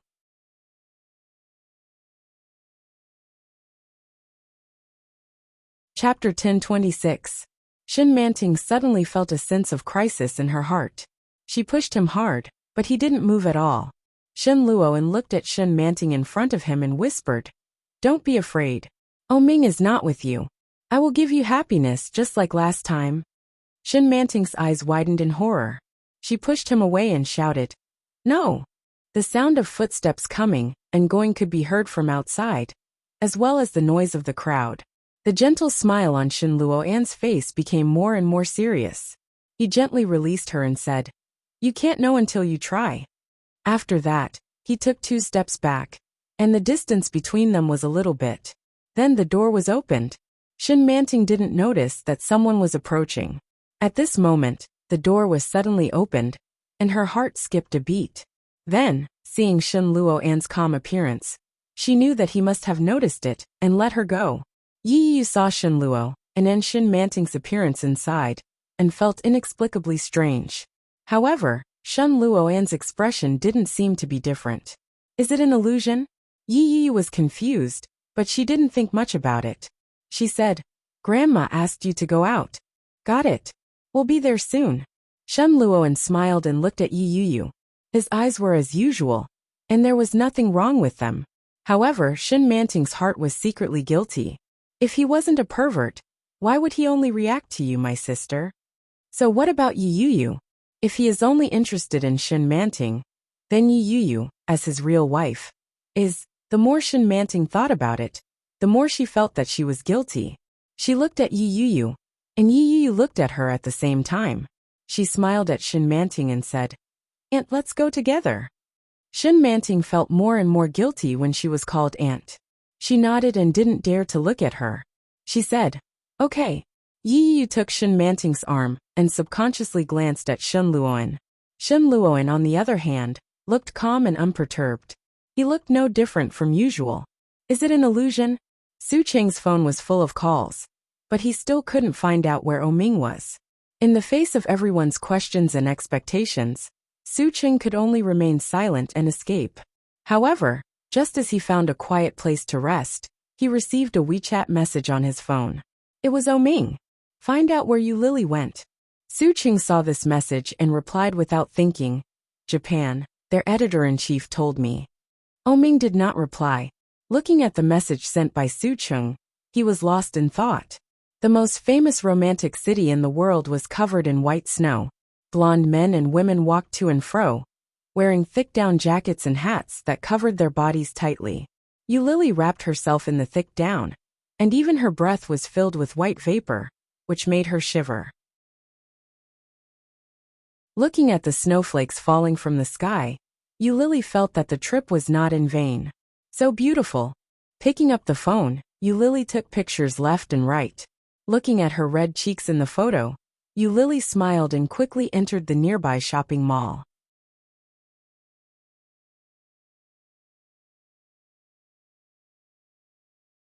Chapter 1027.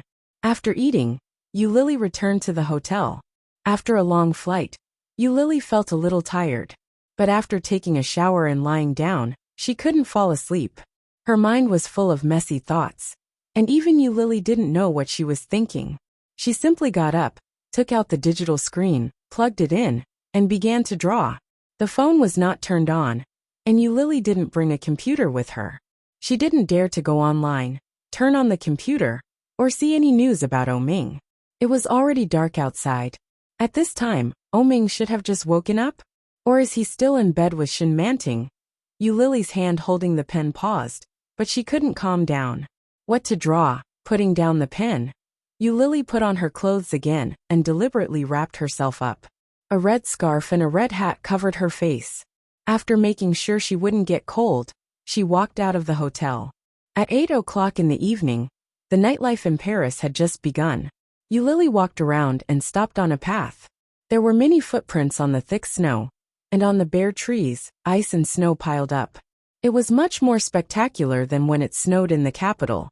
Unfortunately, it didn't snow in Kingstown. It seemed that she hadn't seen the snow with Oming. What a pity. Master, oh, I checked. I didn't see Yu Lily on the flight to Japan. Su Cheng's voice was a little guilty, and he asked, "What should we do now?" Oming's face became more and more serious. "Find out if she is in the country." "Yes," Su Cheng responded, and Oming quickly hung up. After hanging up, Oming still called his most reliable brother, Luo Zhan. Nothing was faster than directly hacking the system to find out. After going through the process, maybe Yu Lily had gone far? After calling Luo Zhan, he was silent for a moment and said, "Brother, do you want to hurt me? That is the national security system. If I hack in, what if I get caught? I'll protect you." "No, you'd better go through the process. Last time I helped Lao Air check the police, and I was almost caught. This time, you directly asked me to hack the national system. I don't have that much courage." "With your skills, there is no problem. Luo Zhan, please. It's not that I'm helping you, it's too risky. You seem to like the mall in the south of the city, right? For you, Luo Zhan. Oming's department store in the south of the city was the most profitable, and he actually gave it to him?" Luo Zhan almost choked on his saliva and asked incredulously, "What did you say?" "I said help me investigate. I'll give you the department store in the south of the city." Luo Zhan almost knelt, but he also realized the seriousness of the situation. "I don't want the mall, but you can give me some shares to play with." "Okay." Oming agreed without hesitation. "Hurry up." Luo Zhan was puzzled and asked, "Is it really urgent?" "Hurry. All right, wait for me." After Luo Zhan hung up the phone, he was clearly aware of the contemptuous eyes coming from the side. Luo Ran was eating when he saw him hang up the phone. He said leisurely, "If I had known that being a hacker was so lucrative, I wouldn't have majored in psychology. It would have been much better to focus on technical skills." "It's too late." Luo Zhan put down the phone and stopped eating. He said, "Remember to wash the dishes later. I have to go."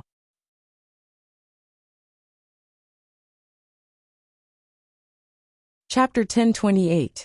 While Luo Zhan was investigating, Oming didn't relax. He went to the house where Yu Lily was living and found Yi Qianqian. When Yi Qianqian saw him, she recognized him at a glance. She crossed her arms and teased, "Hey, isn't this Mr. O who's running away from his wedding? What are you doing here? Running away from your wedding and coming to our house?" His tone was a little bitter and impolite. Oming pursed his lips and looked at her. "Do you know where Yu Lily went?" "I don't know," Yi Qianqian replied and prepared to close the door. However, Oming reached out and blocked the door. He asked again, "Where did she go?" "Who knows? Maybe it's Korea." She looked at Oming and smiled. "Isn't it a little late for you to come looking for me now? I don't even know where Lily is. Didn't you go to Japan?" Oming looked at her, and there was a hint of surprise in her eyes. Seeing this, Oming was even more certain in his heart. "Yu Lily went to Japan." Yi Qianqian averted her gaze and sneered, "It's none of your business." With that, he slammed the door shut. He quickly turned around and asked Su Ching to book the fastest ticket to Japan. He went back to get his passport and rushed to the airport without even unpacking his luggage. He boarded the plane. It took more than 5 hours to fly from Kingstown to Japan. Japan was 1 hour faster than China. It was noon in Kingstown, but by the time they arrived in Japan, it was already evening. As soon as he got off the plane and turned on his phone, he received a message from Luozhan, as well as countless missed calls. He clicked on the text message sent by Luozhan and saw the place at first glance, Paris. Lily slept until dawn. As soon as she got out of bed, she turned on her phone. After turning it on, he noticed that there were a lot of missed calls.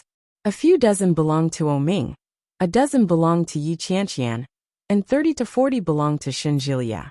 The rest were Su Ching, Su Qianxi, and editor-in-chief Zhou. Lily was inexplicably surprised. There were so many people looking for her. Why?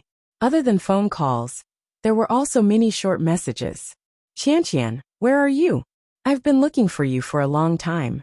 Qianqian, call me when you see it. Shinjilia, she actually went to Japan without telling me. That's too much. Shinjilia, Qianqian has told me everything. Where are you in Japan? I'll find you. Shinjilia, in any case, I'm still your boyfriend. How dare you act first and report later? You deserve a beating. I'll teach you a lesson when I find you. Shinjilia, big sis, why haven't you switched on your phone yet? Don't you know that turning off your phone isn't a good habit?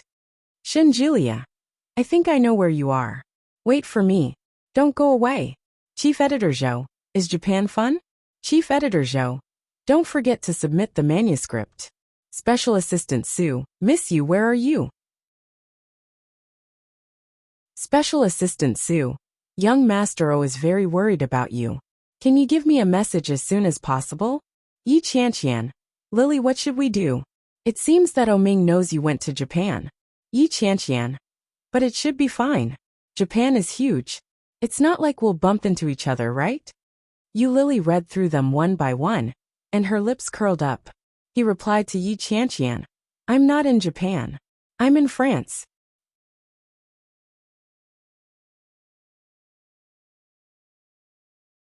Chapter 1029. Yi Qianqian. That guy seems to know that I know you are in Japan. Do you think he has already gone to Japan? Ha ha ha ha. Lily smiled and was about to reply, but when her finger just touched the screen, she suddenly received a call. As soon as the phone came out, the answer button was immediately pressed. Lily was a little confused. Looking at the call interface, she suddenly felt a little confused. Shinjilia's voice came through the phone. Lily had no choice but to pick up the phone. Shinjilia's voice came through the phone, and he shouted, Lily, where are you? Isn't your sister married? How do you know that I am not in China? Lily sat on the bed and felt a little helpless. Don't say it. I don't dare to stay at home now. Where are you? France. Where is France? I will find you. No need. I will just play here for a few days. It doesn't matter. Just tell me the address and I will find you. Shenjilia did not hear Lily's reluctance at all. It just happens that I haven't taken a vacation for a whole year. It's a good time to play. No need. You find a place to play by yourself. That's all. Goodbye. Lily hung up the phone, and then breathed a sigh of relief. Shenjilia called again, and Lily directly hung up. But soon she received another call. Oming. She hung up the phone, and put his number on the blacklist. Then she went to wash up. After going downstairs to eat, Lily went out the door. It was very cold that day, very cold. There were pedestrians talking and laughing with each other. Everyone's mouth was emitting white steam, but everyone looked so happy. Lily unconsciously walked into a ski resort, and was pulled in by an auntie who sent a flyer. After paying, Lily put on ski boots and started to ski on her own. However, Lily did not dare to move too much. She saw many people talking and laughing while skiing, and her eyes were full of envy. Perhaps it was because she was alone and pitiful, or because her black eyes and yellow skin were special. A woman who looked to be in her early 30s came to Lily. She was very beautiful, and spoke French that Lily did not understand. However, Lily finally realized that she wanted to teach her how to skate. Lily nodded happily and began to learn with her. A&M was a very cheerful girl. She came here with her boyfriend. Although Lily couldn't understand what she was saying, neither could she understand what Lily was saying. Using the translation software, they chatted happily. The day passed quickly. In the afternoon, Lily learned that her name was A&M. For lunch, A&M treated her to local delicacies. For dinner, of course, Lily had to return the favor. Lily took her to the hotel, where she was staying for dinner. She looked at the way they were leaning on each other and felt a little envious. Soon, A&M went back with her boyfriend. They blew each other a kiss, but didn't leave any contact information. When Lily returned to the hotel, she needed to swipe her card to enter the elevator. As soon as she walked up the steps, Lily lowered her head and fumbled for the key card. However, before he could pass through the lobby, he saw a man standing not far away from him. He was wearing a dark suit with a black coat and a dark gray scarf around his neck. However, it still looked a little thin in such weather. Lily was shocked to see the man.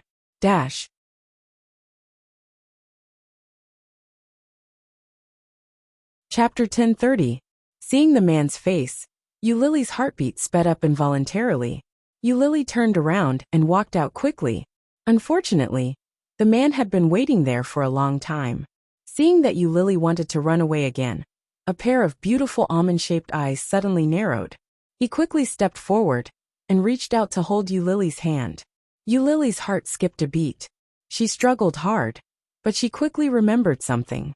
She turned her head and smiled like a flower, like an old friend she hadn't seen for a long time. What a coincidence! You're here too? Oming saw her smile and felt it was even more dazzling. His eyes darkened, and he pulled her back and said, "Unfortunately, I am here for you." Hearing that, the smile on Lily's face could no longer be pretended. Lily pulled her arm hard and frowned. She was very resistant to pulling her arm back, but Oming still held it tightly and didn't let go. Lily was very angry. She looked at him and sneered. "What are you doing? Aren't you married?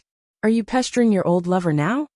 Oming looked at her, grabbed her, and slowly said, "No one has ever dared to run away after sleeping with me. Lily, you are good." "Ha, who is sleeping with who? You are obviously having a better time than me." Lily roared. "Let go. If you don't let go, I will scream. Go ahead and scream. Let's see who can understand what you are saying." Oming's lips curled up into a bad smile. "You can really run away. You lied to me to go to Japan. Do you know how many flights I had to take to get here?" Lily heard that and felt a chill in her heart. This guy really came here to find me. But how did he know I was here? Lily saw the evil smile on his face and felt inexplicably a little flustered. She desperately stepped back and struggled to break away from his hand. She shouted, "It's none of my business. You can go wherever you want. You are so old, and your wife doesn't care about you? Since you can't control yourself, Shinmanting is not to be trifled with." "I'm not married." Oming pulled her back and said in a low voice, "I'm thinking about how to punish you." "Not married?" Lily was stunned and looked at him in disbelief. "Is that true? Your wedding was so grand. How could there be no marriage?" "I said that I wouldn't marry her. We didn't get our marriage certificate, and we didn't have a wedding." Oming looked at her with a serious expression. As for Lily, she looked at him for a while and sneered. "So what? Do you think that I will be with you when you are not married? I have a boyfriend now. Who do you think you are?" Oming's face finally darkened. His big hand grabbed her wrist, and his face was indescribably gloomy. Seeing this, the sarcasm in Lily's eyes deepened, and she sneered. "What's the point of following you? Isn't it just a mistress? If I'm with Shen Julia, at least I'm his girlfriend, the official kind. Please let go, Mr. O." Lily. Oming finally couldn't take it anymore. The two of them were in the lobby of the hotel.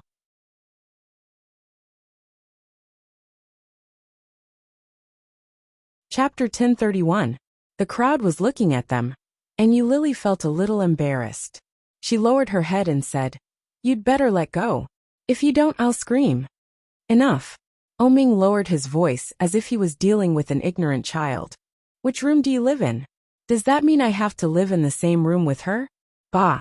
Yulily's face changed, and she turned her head and shouted. Save him, I don't know what. Oming's face was even more ugly, and he covered her mouth. Yulily struggled hard, her hands flailing, and she looked unwilling. Facing the eyes around him, Oming's face was very interesting. He smiled and said in fluent French, She is my girlfriend. It's just a quarrel. It's okay. Yulily heard the French, and looked at him with wide eyes. This guy actually knew how to speak French. Oming looked at her, hugged her hard, dragged her into the elevator and said, Let's go up first. However, Yulily's struggle was getting farther and farther away, and soon it attracted the attention of the security guard. The security guard ran up with a stick in his hand and shouted, Hey, hey! Oming stopped and looked at the eyes around him helplessly. The security guard went forward and hit Oming's hand with the stick. It was not light or heavy, but it still hurt a little. After releasing his hand, Yulily immediately ran away. Her face was red because of his hand, and she hid behind the security guard. Oming raised his hands and said helplessly, She is my girlfriend, and we quarreled. Then he reached into the inside pocket of his coat and took out a business card. This is my business card. I am a friend of your hotel owner. The security guard took the business card, and it was all in English. He didn't understand it, so the security guard looked at her suspiciously, pulled him, and said, Come here. Yulily saw Oming being pulled to the front desk, and she quietly walked toward the elevator. Oming turned his head and said something to the security guard. The security guard turned to look at Yulily, waved at her, and said something that Yulily couldn't understand at all. Yulily refused, and after swiping the elevator, she was pulled by the security guard and walked toward Oming. When Oming saw the security guard tugging at her down jacket, his face darkened. He said, Don't pull me. In Wuxia, this is called sexual harassment. When the security guard heard that, he immediately let go. Oming registered his information at the front desk and booked a room. Sir, may I know your phone number first? Oming turned his head and told her the number. But when he turned his head, he found that Yulily had already wandered to the door. Seeing her run away, Oming narrowed his eyes and shouted, Yulily, come back. But when Yulily heard that, her body stiffened and she ran outside. Oming had a headache and chased after her. It was a world of ice and snow outside, and everything was covered in pure white. The ice on the ground was very slippery, and Yulily almost fell several times. But when she turned her head and saw Oming chasing after her, she didn't dare to stop. What was he trying to do? Why did she run? I don't know, but she did not want to see him, did not want to be with him. Although she was secretly happy that he said he was not married, she still needed to verify whether he was married or not. Looking back and seeing Oming chasing after her, Yulily walked faster, but her foot was slippery, and she fell on the ice. Oming followed and saw that she was wet, so he smiled helplessly.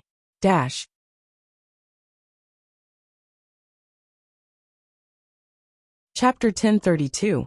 He walked quickly toward her. Yulily saw his footsteps coming, and quickly wanted to get up. Just as she got up, her feet slipped again, and she fell down again.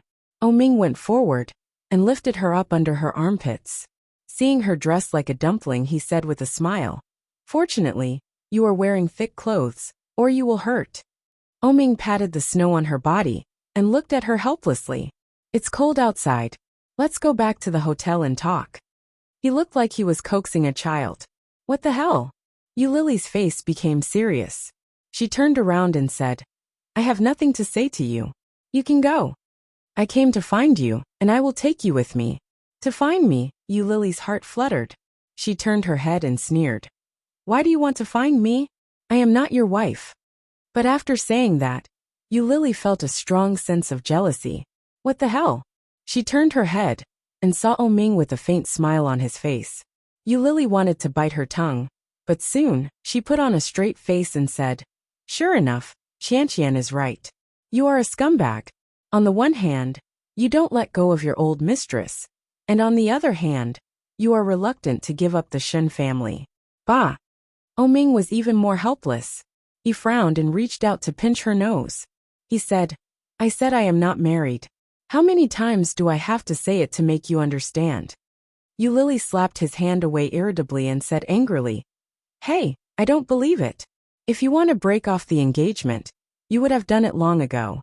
Why wait until now? Go back and talk slowly. I am so cold. Oming hugged his arms and looked like he was freezing. He said, I haven't eaten yet. I have been waiting for you all afternoon. Take me to eat something. Go away. Go by yourself.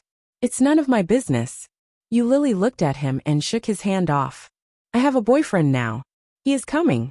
If he sees us, it will be bad. Oming's heart sank again. What little patience he had had was almost worn out.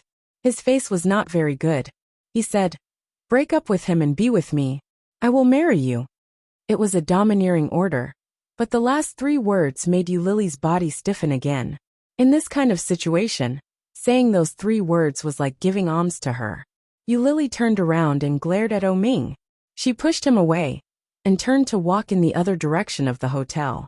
The road was very slippery, and one had to be careful when walking. Otherwise, one could fall at any time. Being pushed, Oming almost slipped, but he quickly steadied himself. However, Lily had already run more than 10 meters away. Sigh. Oming felt a headache coming on.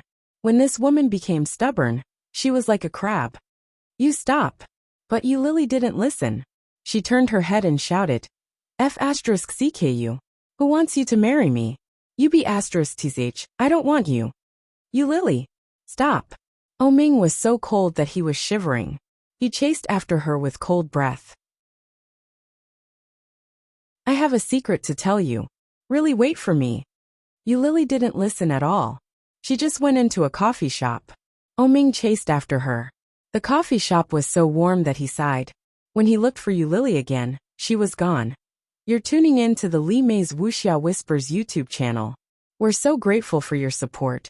And don't forget to subscribe to join us on this incredible journey through captivating stories.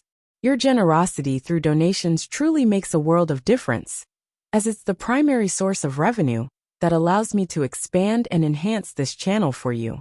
Thank you from the bottom of my heart for being a part of this adventure.